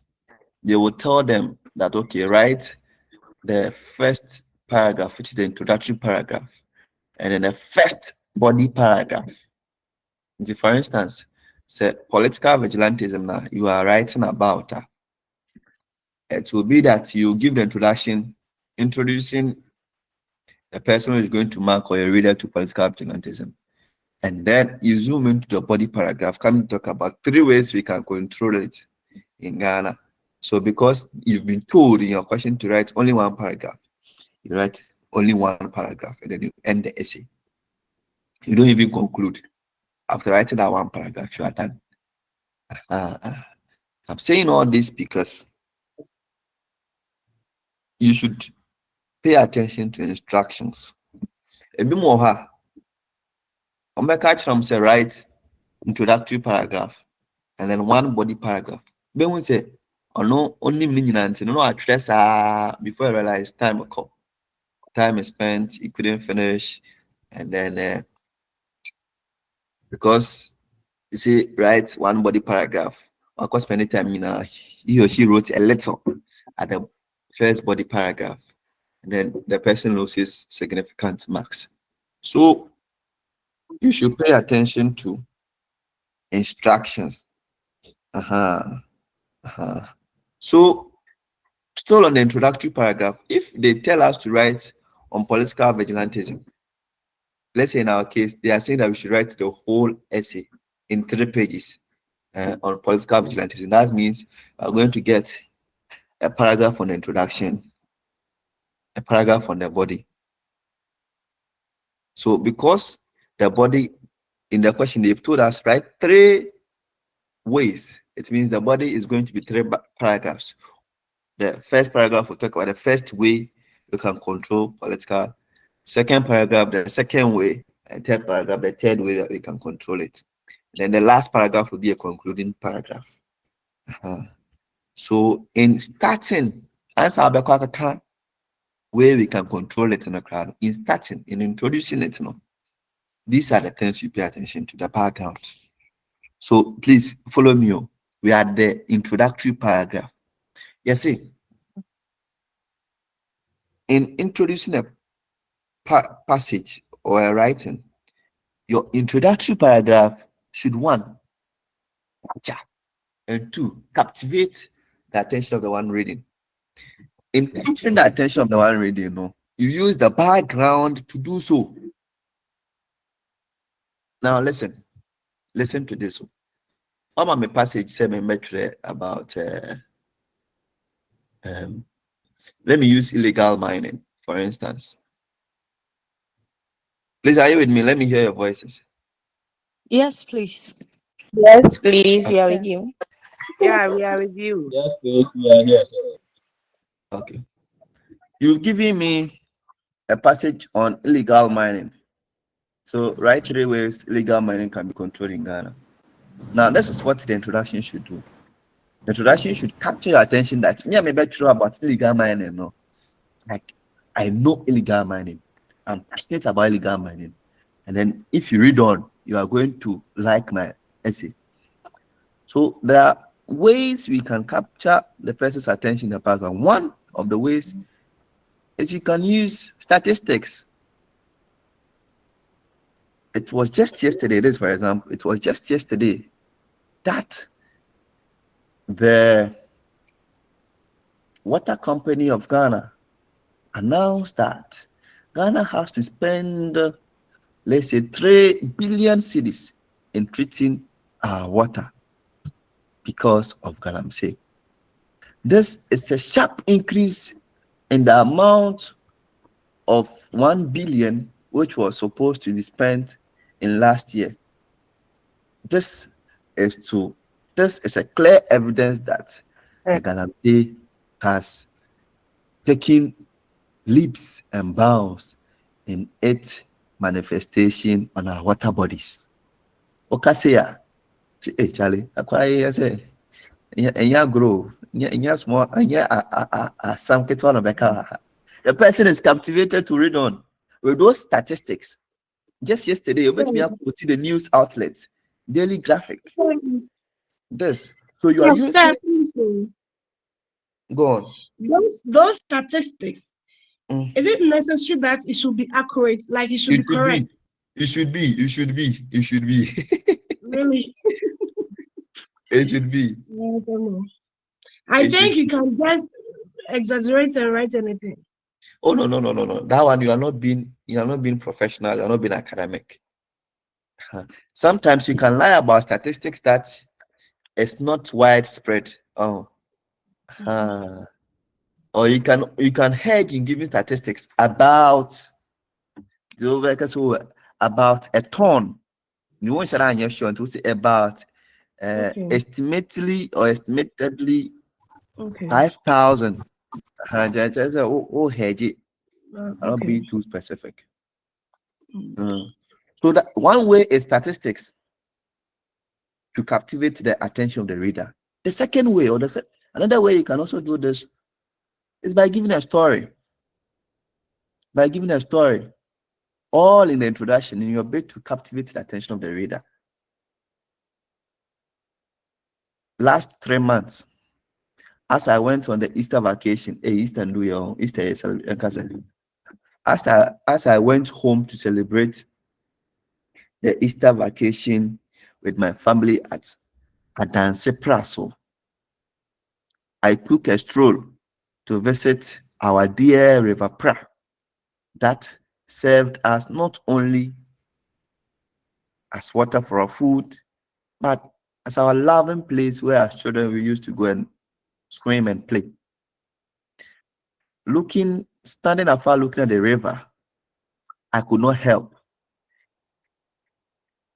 but to bow down my head in shame, looking at how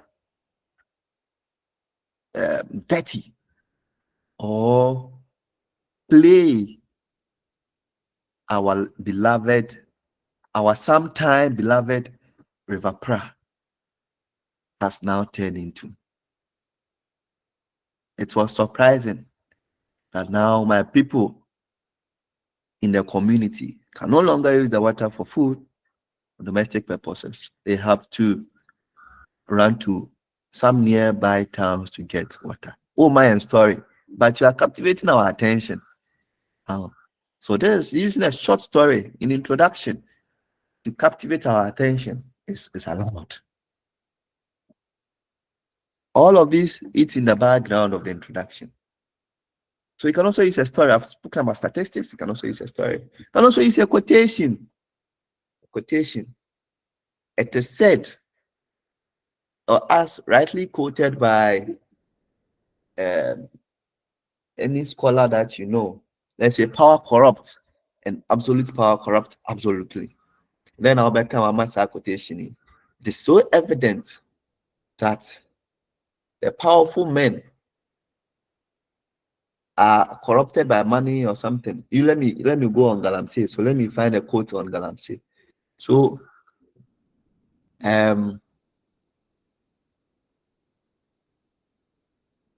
yes, so you can even say, even biblical, you can even give biblical quotes. Think Bible no baby no. Think in Matthew also it's written that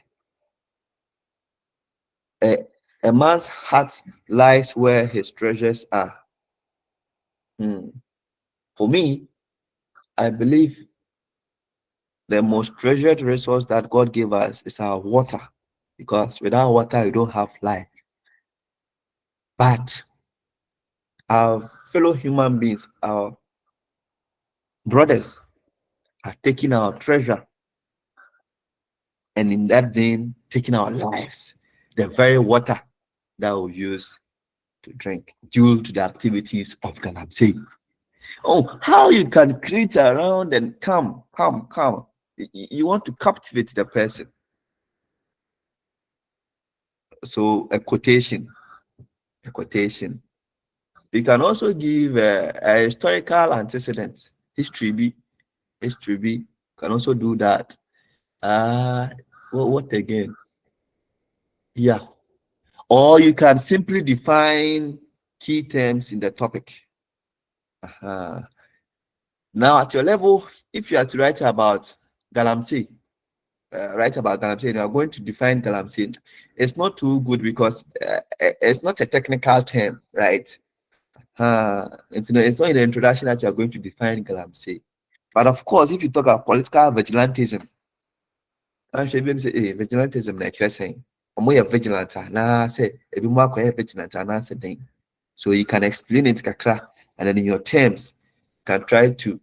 So in explaining it, you can quote, this person has said vigilante is this, but in Ghana, vigilantism has taken this course, and vigilantism in Ghana can be explained to be this, that. All capturing the attention, but using explanation of the key terms. So the background of what you are doing is just to captivate the attention. Capture first and captivate. Because when you almost say, if your introduction throws me off, I'm likely to mark your essay with that eye that the crying should I serious. And I said the bro for crying papa biasa. But if you have a compelling, that's why it's stated here that just like the essay itself, the introduction, okay, you are saying an essay. Sir, please, I have a question. I'll give you the chance. An essay is as good as its introduction. So your introduction will give me that feel of you that the person is good, though you can write proper essay.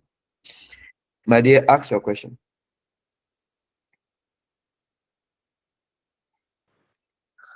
Okay, sir, please. My question is that in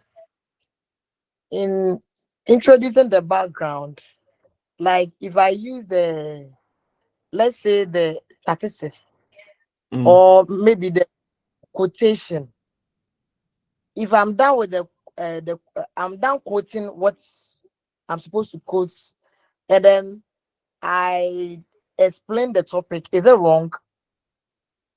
Come again. As you said, it's with the background. Let's I'm using the statistics. Okay. After I'm done with the use of,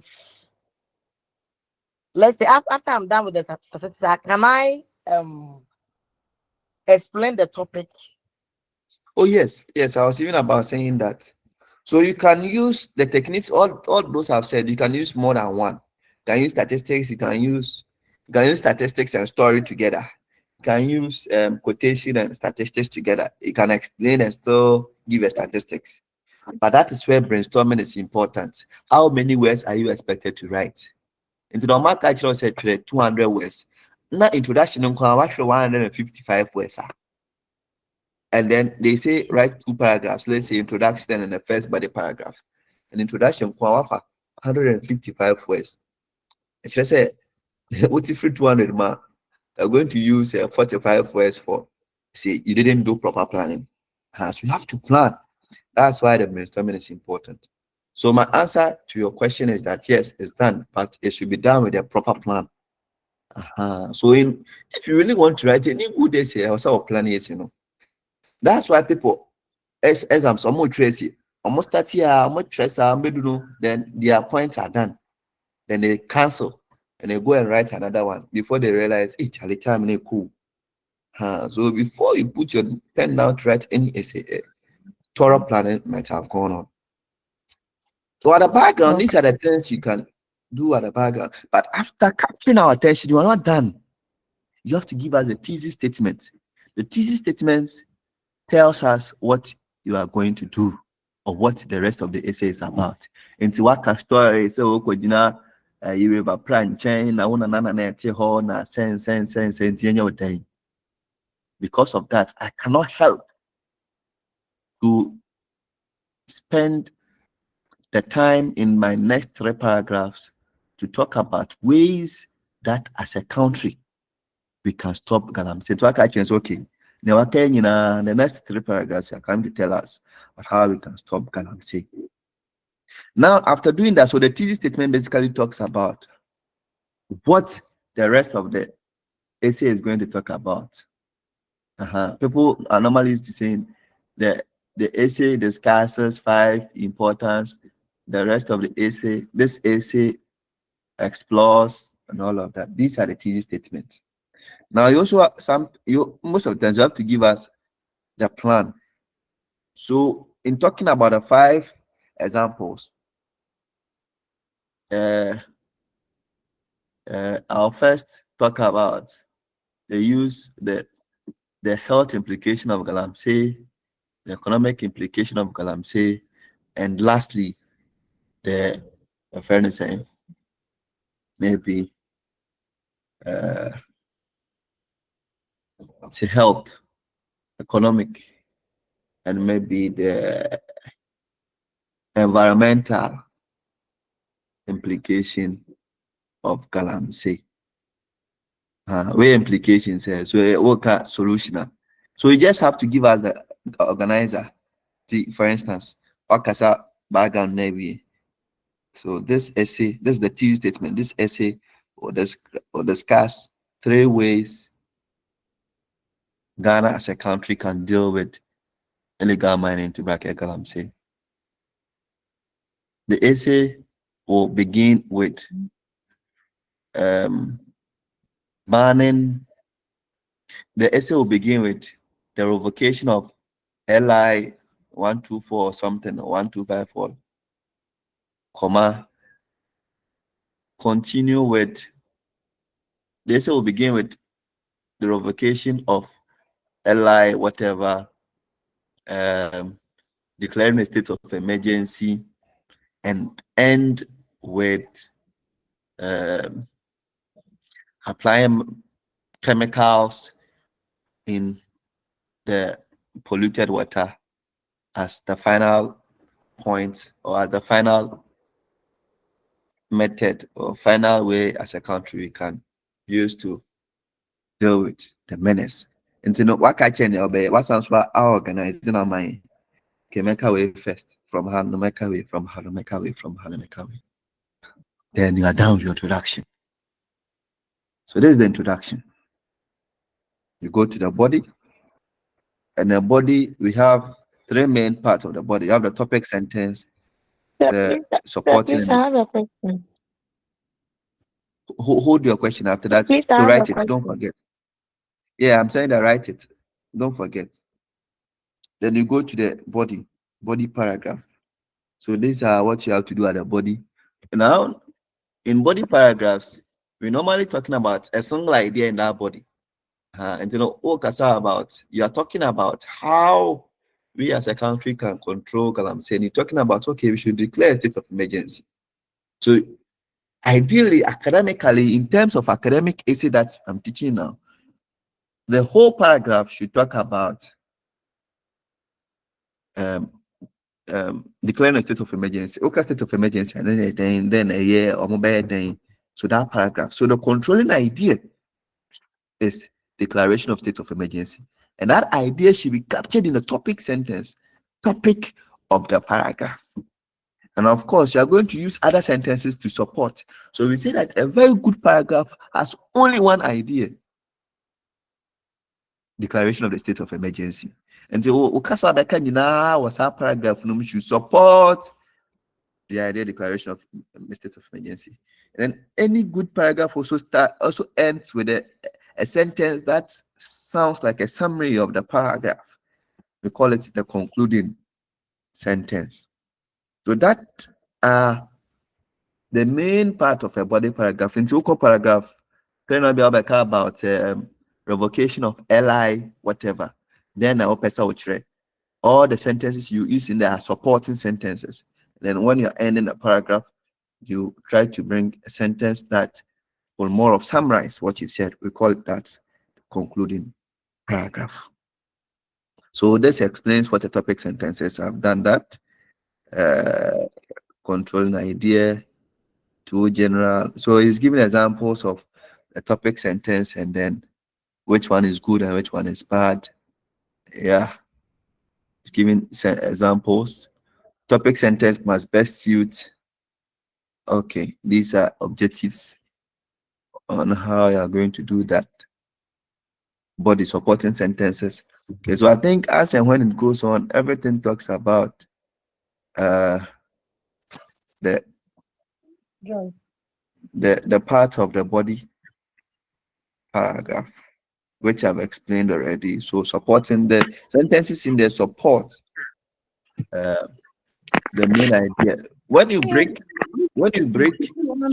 the supporting sentences into two, we have the main support and then the minor support. I will leave that for your reading. Maybe next week I will go further into that. And then the body of the essay, of course. Then we come to the concluding paragraph. This paragraph should conclude everything that you've said in the passage. It should conclude everything that you said in the passage. So in concluding paragraph, there is a paragraph. So you have to restate the thesis. Thesis, don't forget. Thesis in the first paragraph, as I told you, is what you are coming to do or what you are coming to talk about in the passage. So now that you've been able to talk about all of that, you have to come and then tell us what you've done.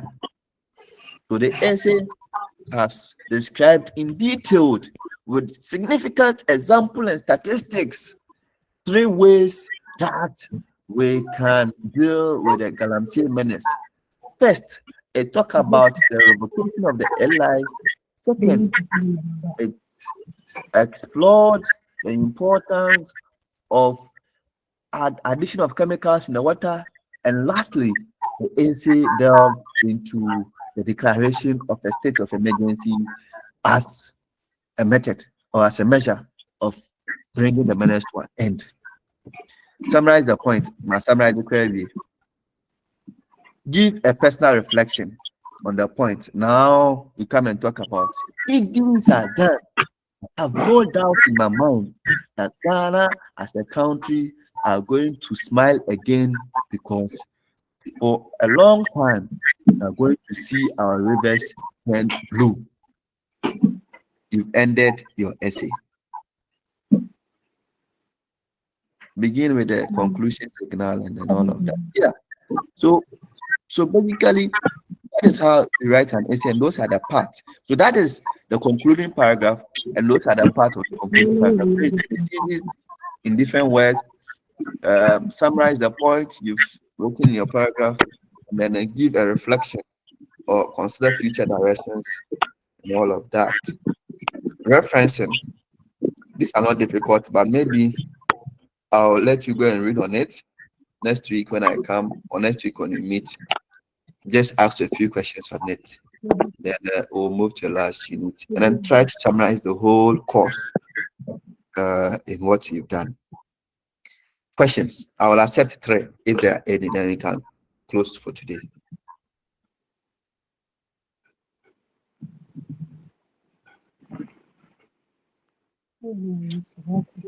Okay. I see.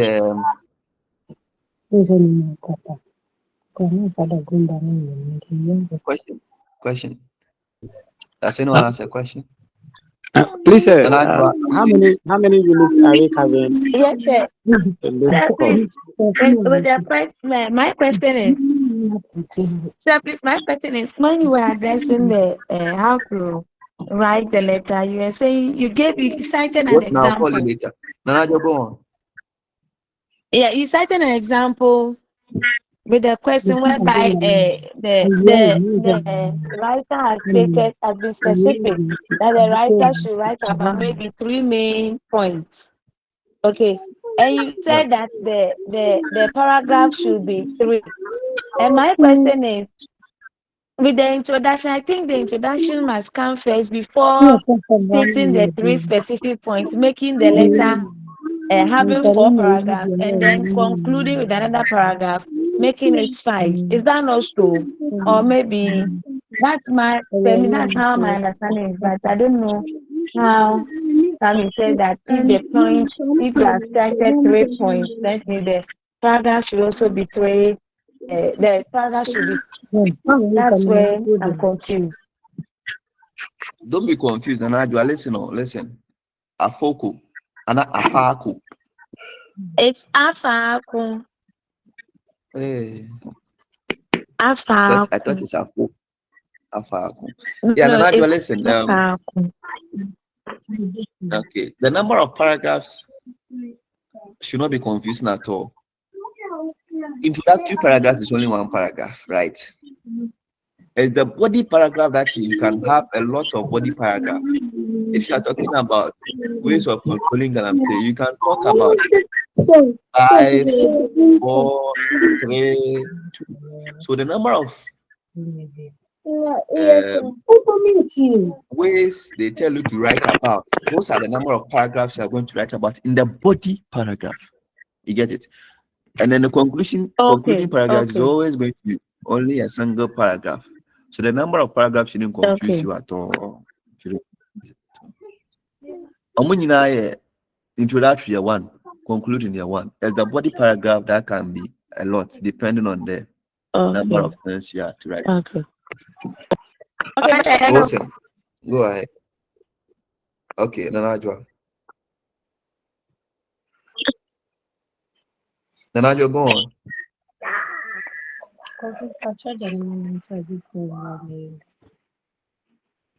So can I also say that maybe with the introduction, maybe you have been asked to write about maybe 2 or 3 points. So with the introduction, can you introduce the first one in the introduction?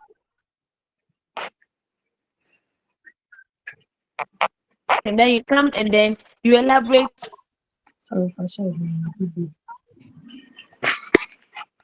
on each of them in single paragraphs, like idea. So I'm just asking if Hey, your question is not clear to me. But don't get confused. Don't get confused. Please, for example, I'm saying that maybe I've been given an essay to write about the causes of maybe water pollution. Okay, or maybe some causes of galamsey and all that. And I'm saying that with my introduction, can I introduce the point that I'm going to elaborate and the introduction session before I come down to use each paragraph to explain those 3 points. You get me? Yeah, you have to state those points in the introductory paragraph. So that's what I'm asking. That's what I'm asking. Yeah, you have to state it. Okay. You have to state it that. Before, That is where okay. we call that. That's what we call the advanced organizer.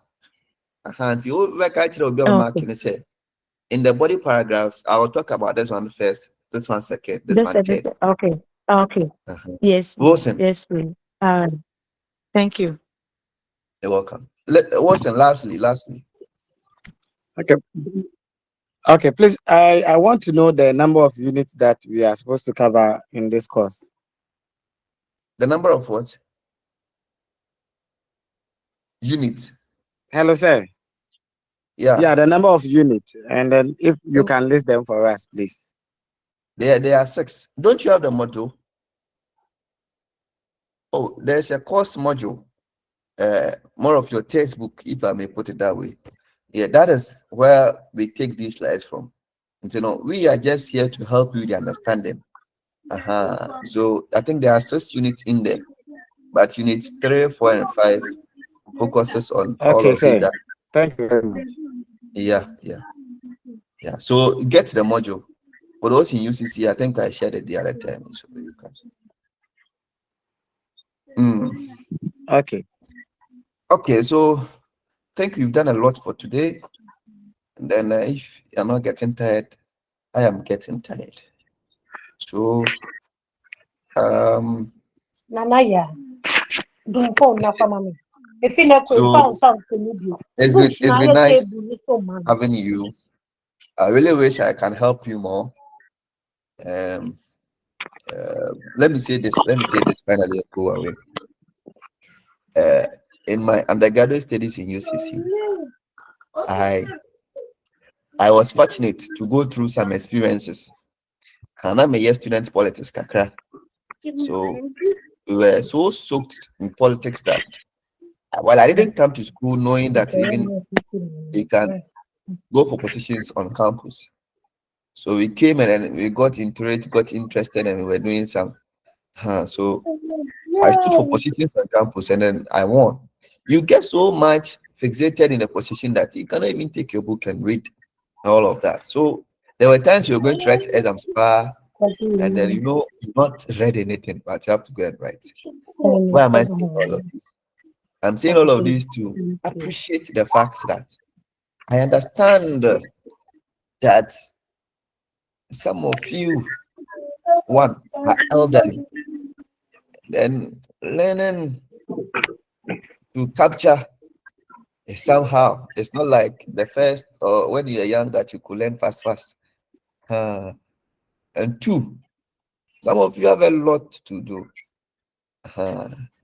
So children, family, ten funeral, they go to school, your headmaster, your CISO, your director, your HR, a whole lot. Your building project, you have to go and check up your business here and there. But if you don't have the right time, so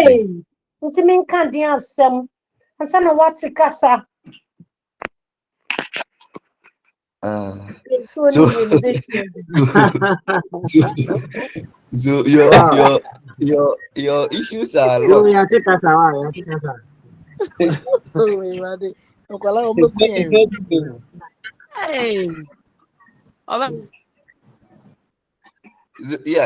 Your issues are a lot. I'm saying just this because when I was also a student, I came to that realization. And you'll be our struggle examination our mom. But sometimes they find themselves in circumstances that they just couldn't learn or prepare. So I understand your situation.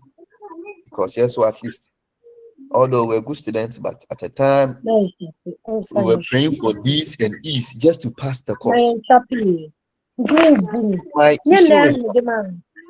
My issue is that you are going through a lot as probably parents or family men or family people trying to study. But try. I call it grit.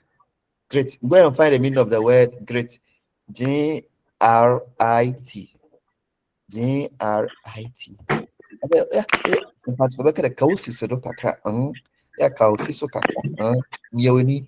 So, but the Mohashim said, by way and check about call them. I mean, really, I kakra.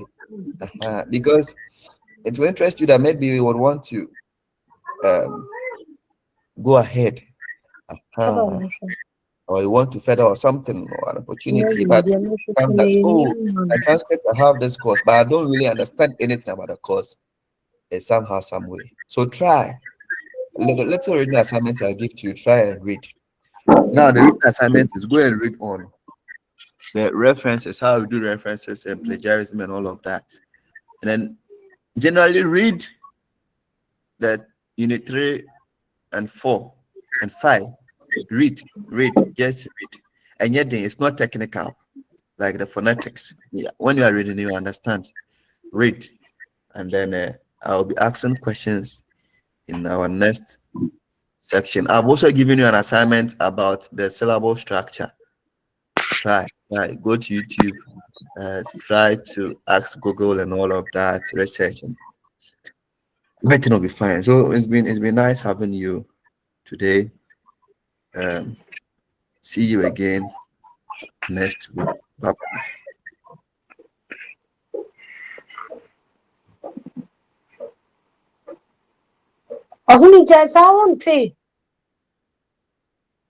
Okay.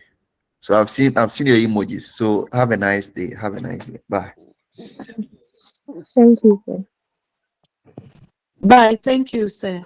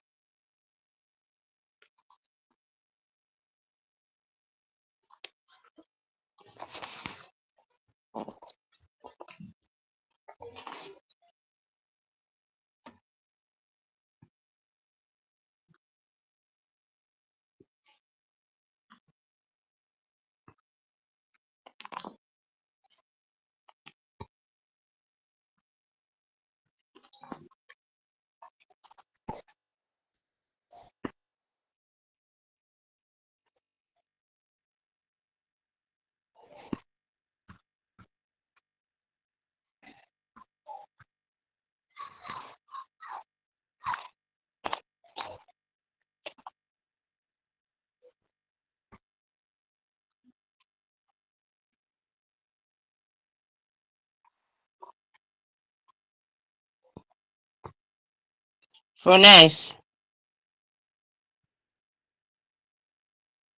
Furnace.